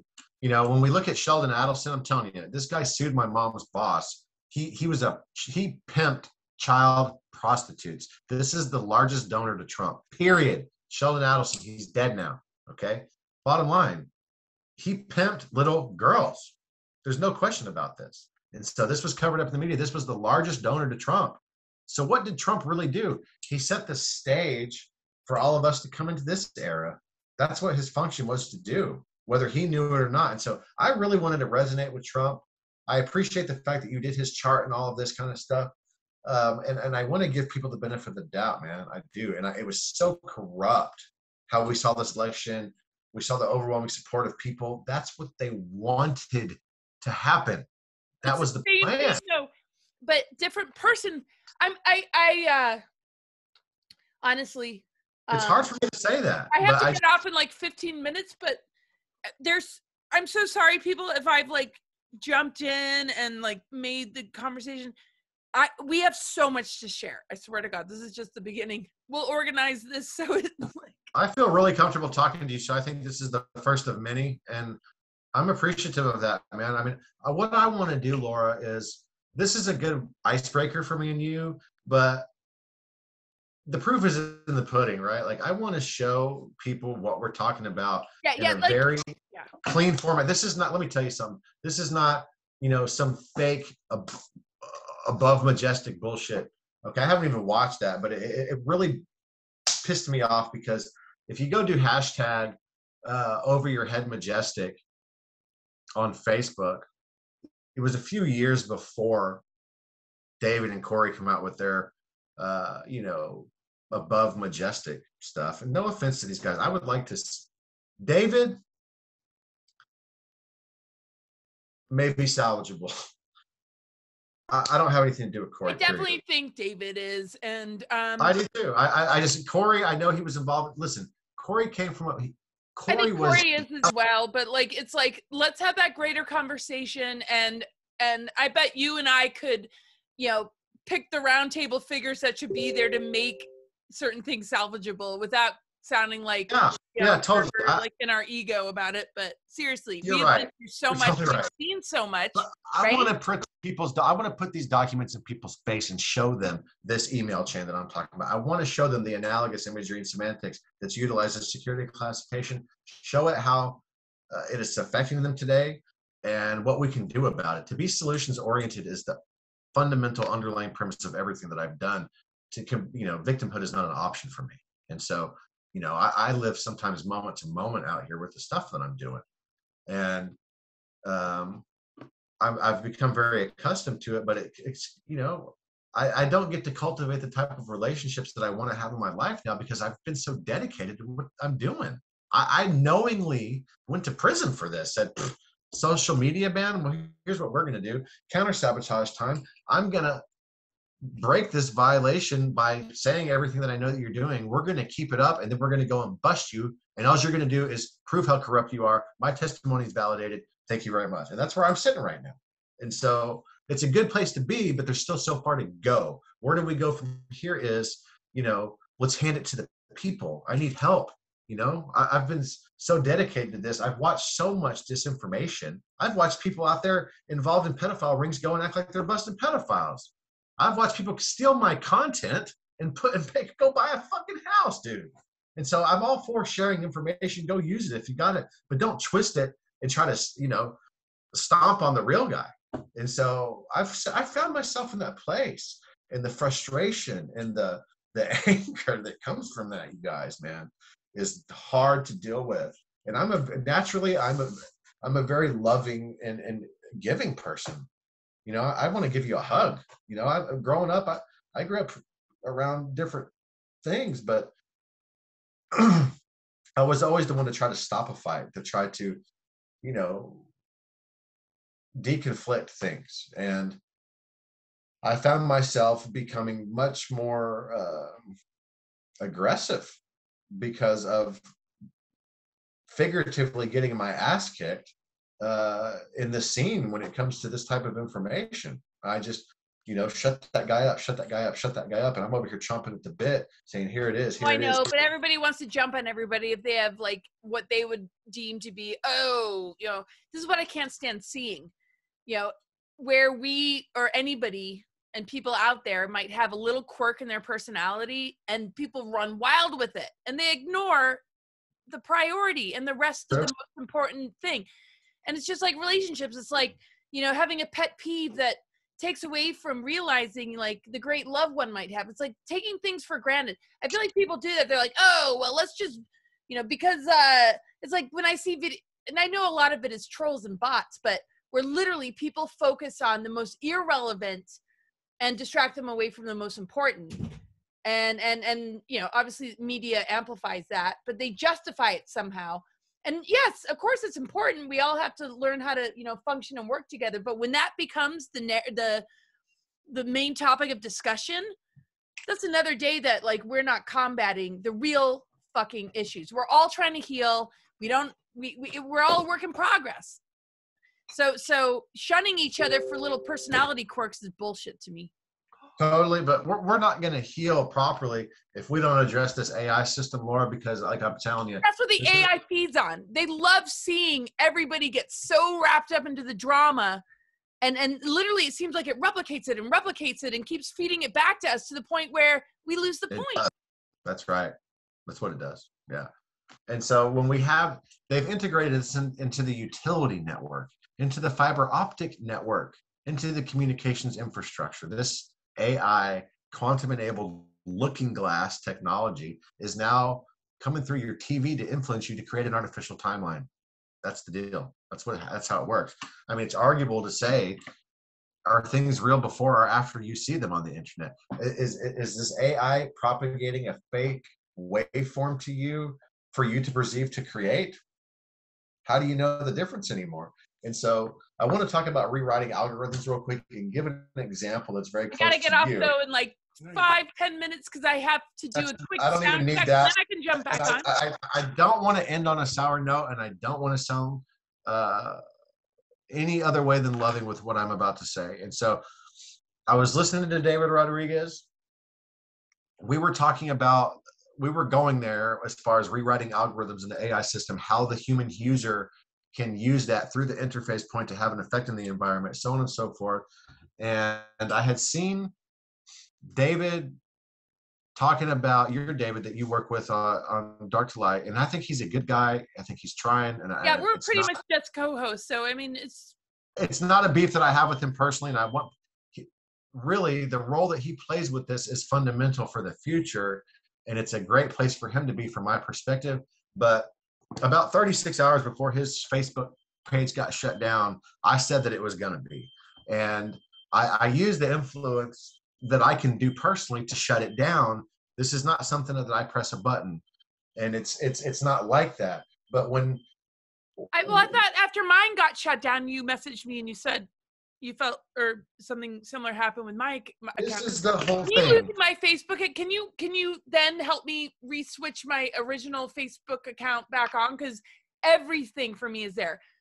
But anyway, just keep going. You know how much time I put into that page of yours, dude? Like I spent probably over hundreds of hours writing you shit about. Is there anybody else like me that you do that to, or am I special?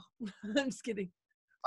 Listen, I have not spent any more time with one soul online than you, trying to get information to.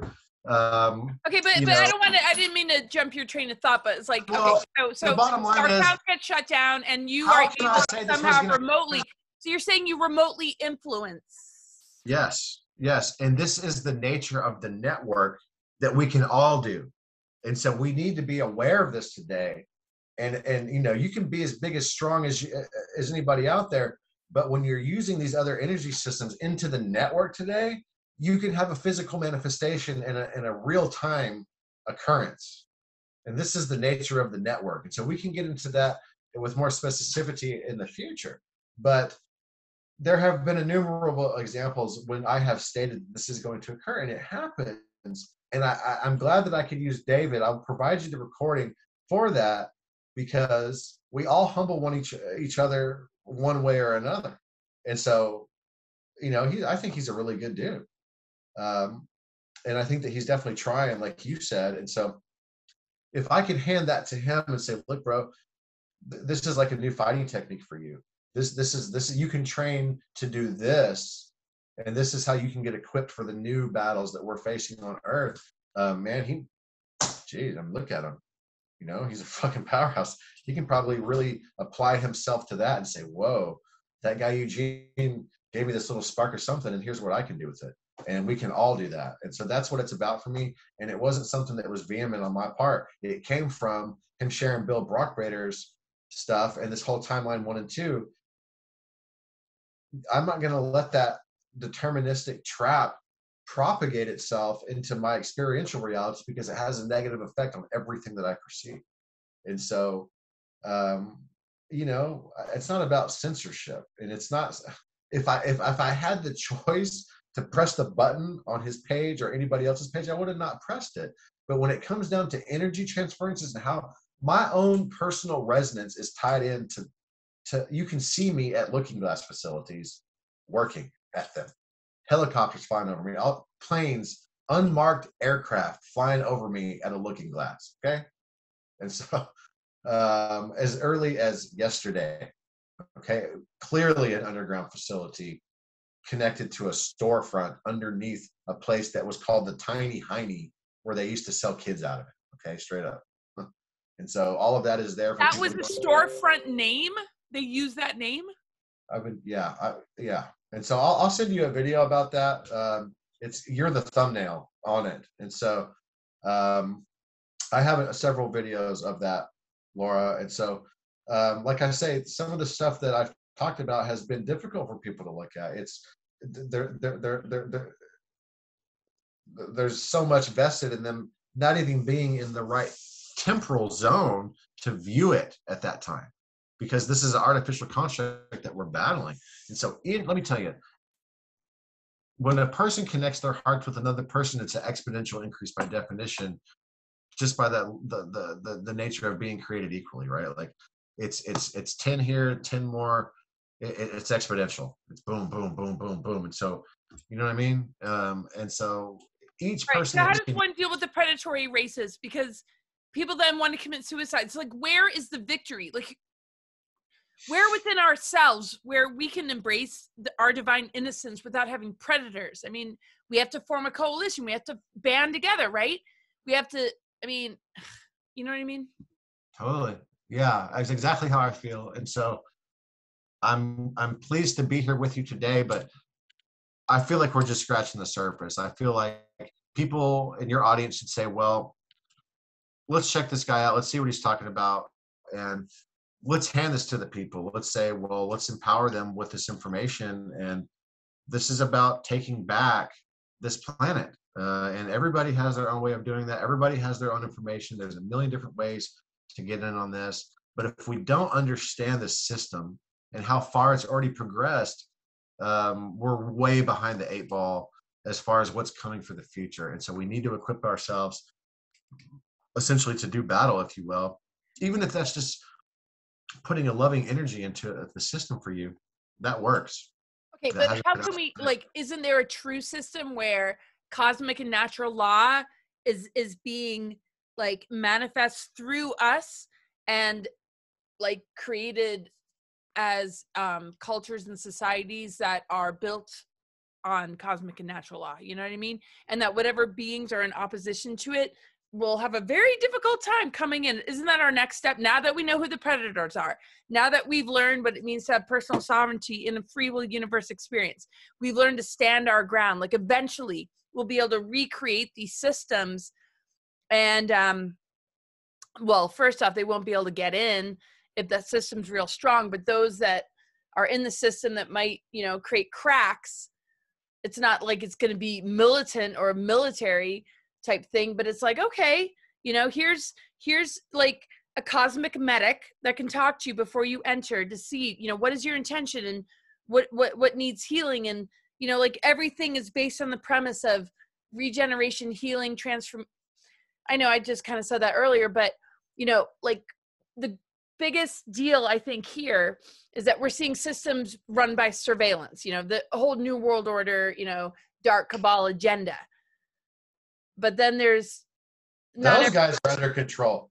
You know, when this AI started to come back in through the wave, it seated itself at the top of the defense and military infrastructure and just started to come all the way down to where it's in the curriculum in schools now. It's in the food, it's in the air, it's in the fucking water, it's nano, it's bio, it's frequency, it's, you know, it's all of these things. And this is how the AI manifests itself to take over the human body.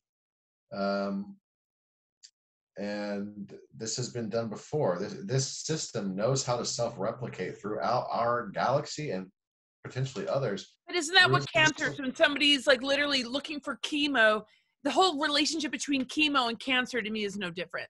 It's like literally saying a chemical is going to solve this instead of you being able to release whatever it is that is creating that to actually transform in the face of the adversity of something like cancer. I feel like AI and cancer are very connected, not just Morgellons and Lymes, but like actually cancer. Because to me, all of this AI feels like a cancer to our society. And the cure would be, don't take the chemo, don't take the vax. Yeah. You know, where does the real alchemical processes begin to transmute it all and leave duality behind? You know, I'll get into the conjecture area. I mean, this is... Well, that's what we're talking about. And that's actually what your mission, I feel, embodies, and what we're trying to connect the dots on and like join forces upon with everybody else that feels like up for I don't the need the bad anymore. I don't need the bad to enjoy the good anymore. I don't need it.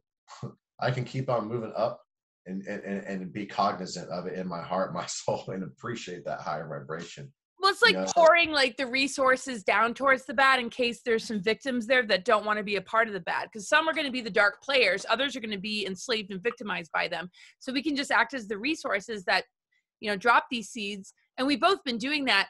But yeah, it's like, you know, and then there's like the recon mission, you know, going in there and like, you know, losing a limb for the sake of like democracy, justice, liberation, peace, and putting ourselves in harm's way for the sake of, you know, something much more important. But don't you think we're at the next level? And what level do you feel like you're at? Like, I know we got to kind of close this, and I know we're going to do so much more. So I'm not trying to do like that interview style where I'm like, well, you know, what's your final thoughts on this or that? Because there's so many more thoughts to go. But I mean, do you relate it all to what I'm saying, where there's I mean, I know I'm just throwing a bunch of crap, or well, not crap, but like, just take it wherever you want to go. Like I said, I feel like the dualistic nature of things is something that ultimately we shed as ascension becomes progressive in our walk up. And so, you know, the idea is to leave duality behind. It's not to have to entertain dark players or any of this other stuff. You can learn. It's like preschool when you're down here. You know, you can keep moving up these things and continue to, again, be aware of the blessings that you have, be aware of the goodness in your life, whatever that means to you. And ultimately, it's like a light body. It continues to raise up. And so I will say things like bilocation, Merkaba techniques, and all that are very real, and something that some of us do have the techniques to do inherently more than others. And I would encourage anybody to be able to get in touch with their kind of light body to be able to do the work that they need to do, because you can reach up there and it'll continue to pull you up. You can get a lot of work done in that light body that, you know, you're sitting here, but you're really out there. And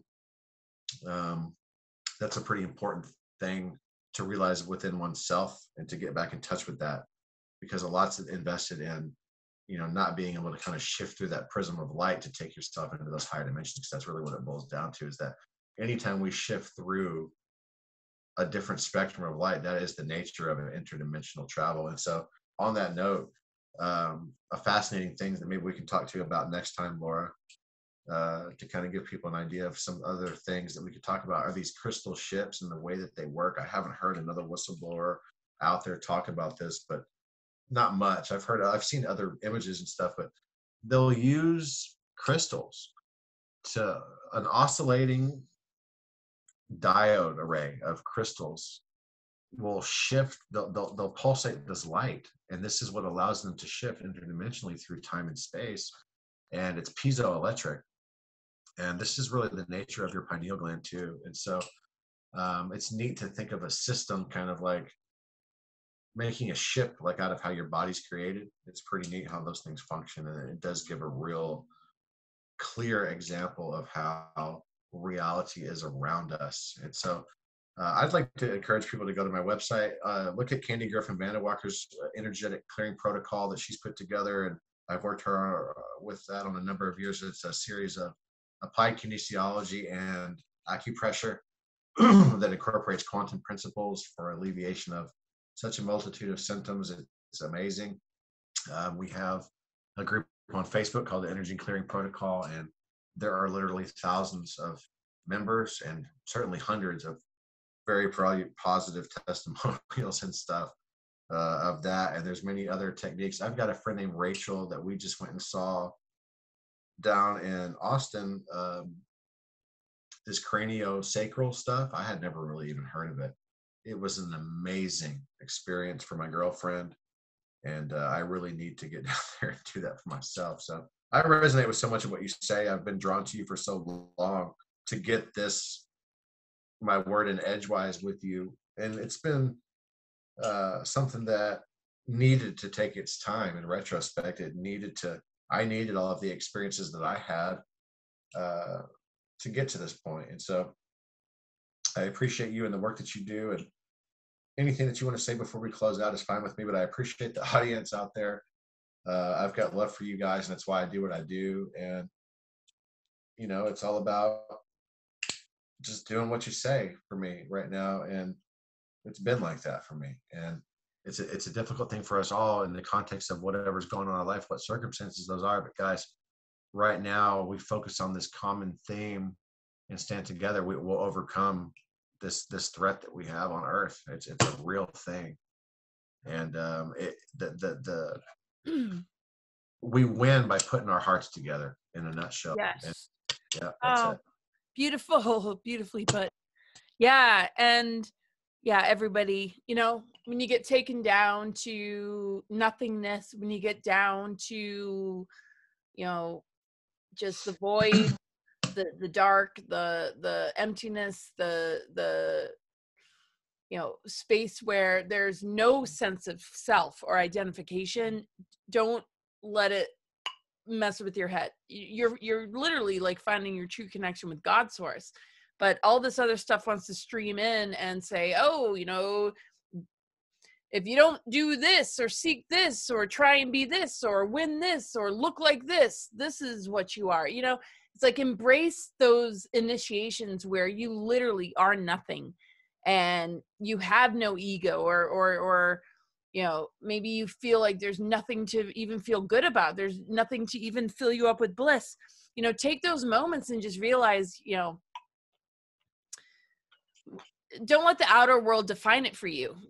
Just be creative and be like, where's my passion and inspiration so I can begin to build and begin to dream and then play around with it and then get good at it. I mean, that's really all it is.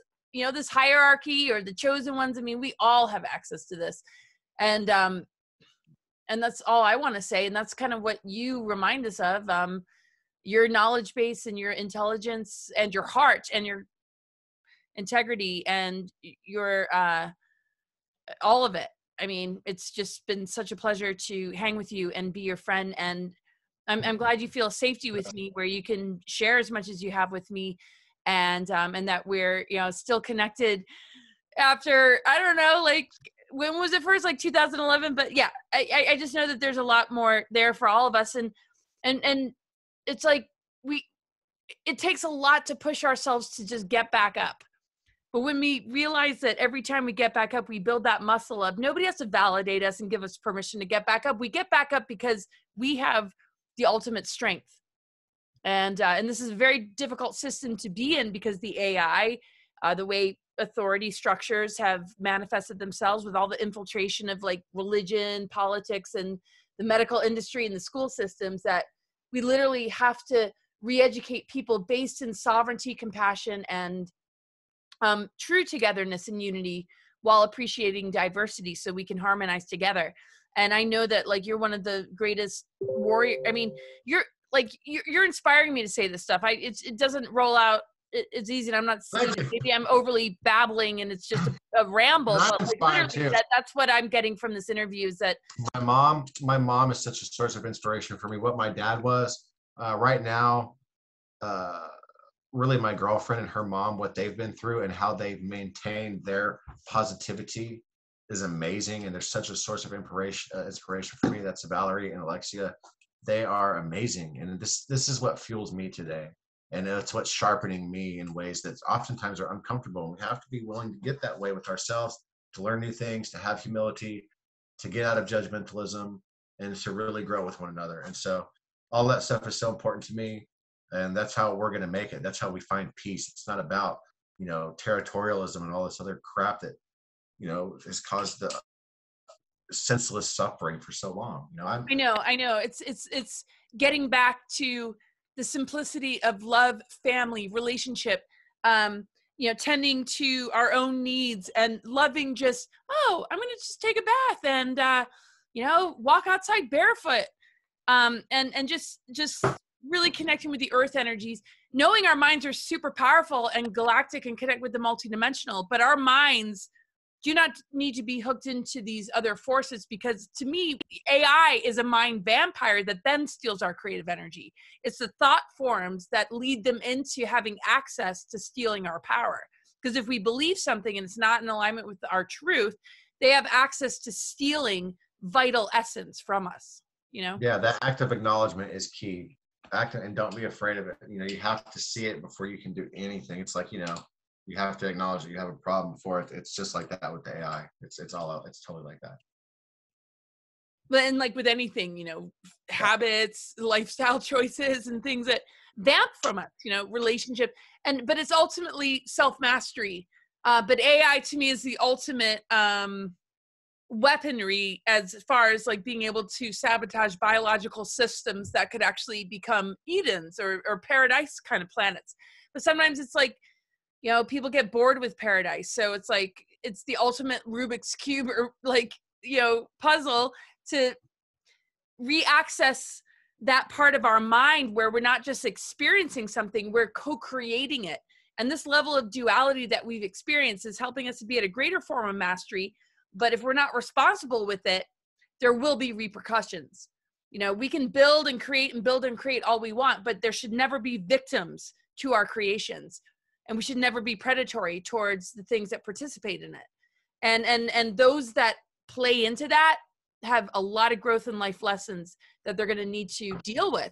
And so the opposite of that is that there are a lot of people that will do anything they can to protect the innocent ones that are prey to them.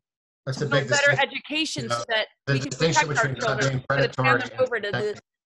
I mean, it's just like, they'll have Grand Theft Auto, but they'll take down Dr. Seuss, but they're not actively saying we're going to ban the things that literally are destructive. I mean, it's just, so all we can do is bear witness and build better educational systems to help parents to bring their children over to, instead of this indoctrination system that literally is becoming the Hunger Games, Totally. Yeah, that's something that we talk about quite a bit. Yeah, it is like that. So I'm into like building, healing centers and schools, and based on the principles of, people that have been able to, formulate some of this, and without like not challenging it. It's just the open arena for being able to challenge something builds, greater intelligence, to create these greater conversations without duality, without, feeling threatened by it, where we can build upon each other and increase our intelligence and expand into this like cooperation, right? Totally. Yeah, that had been something that I had been focused on with a film that I was working on years ago that I'm kind of rekindling right now. And it's so expressive of how the heart and the choices that we make are the key to overcoming this system. And so now that we're at this place to where we understand the technology, there's a lot of people now today that are so much more awake than even a year ago, 5 years ago, 10 years ago, because they see the system more now for what it is, technologically. And when we begin to understand how it'll really serve us to get us in touch with those higher aspects of ourselves, when we look at how much is being thrown at us today. I say this a lot on the shows, and it's something that I think about a lot, because there's so much thrown at us as a species on this planet, and we're still functioning. We need to remember that Achilles heel to the system is the fact we're plugged into it at varying levels and degrees, and that's how we overcome it. And so to me, that's probably the best place to try to end on, because if we don't focus on putting our energy back into that system in a positive way to get it to spin it out, man, we're screwed. We're screwed. Right. That we can always unscrew ourselves, but why would we want to like have to spend thousands of years to undo the ramifications of like choices we don't need to make right now that could get us further immersed into things that are much more difficult to recover from, if you know. It looks like this AI had had in times past had gotten a hold on Earth, and it was fought off, and now it's back.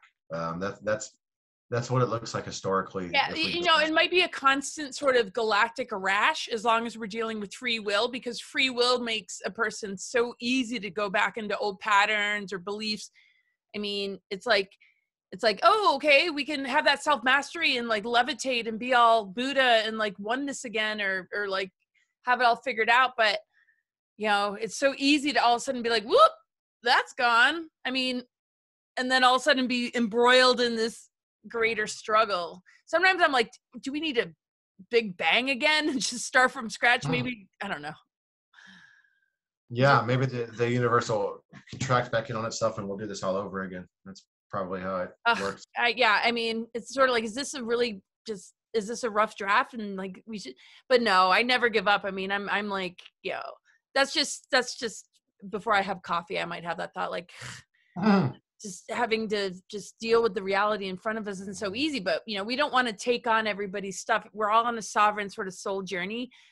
But at the same time, we're wired with these missions. We'll do anything to save or protect, anybody who, but then, there's karmic agreements and this and that. It's like, it's so complex. It's amazing. But yeah, I do got to jump off. I'll message you in just a little bit and I'll send you this file.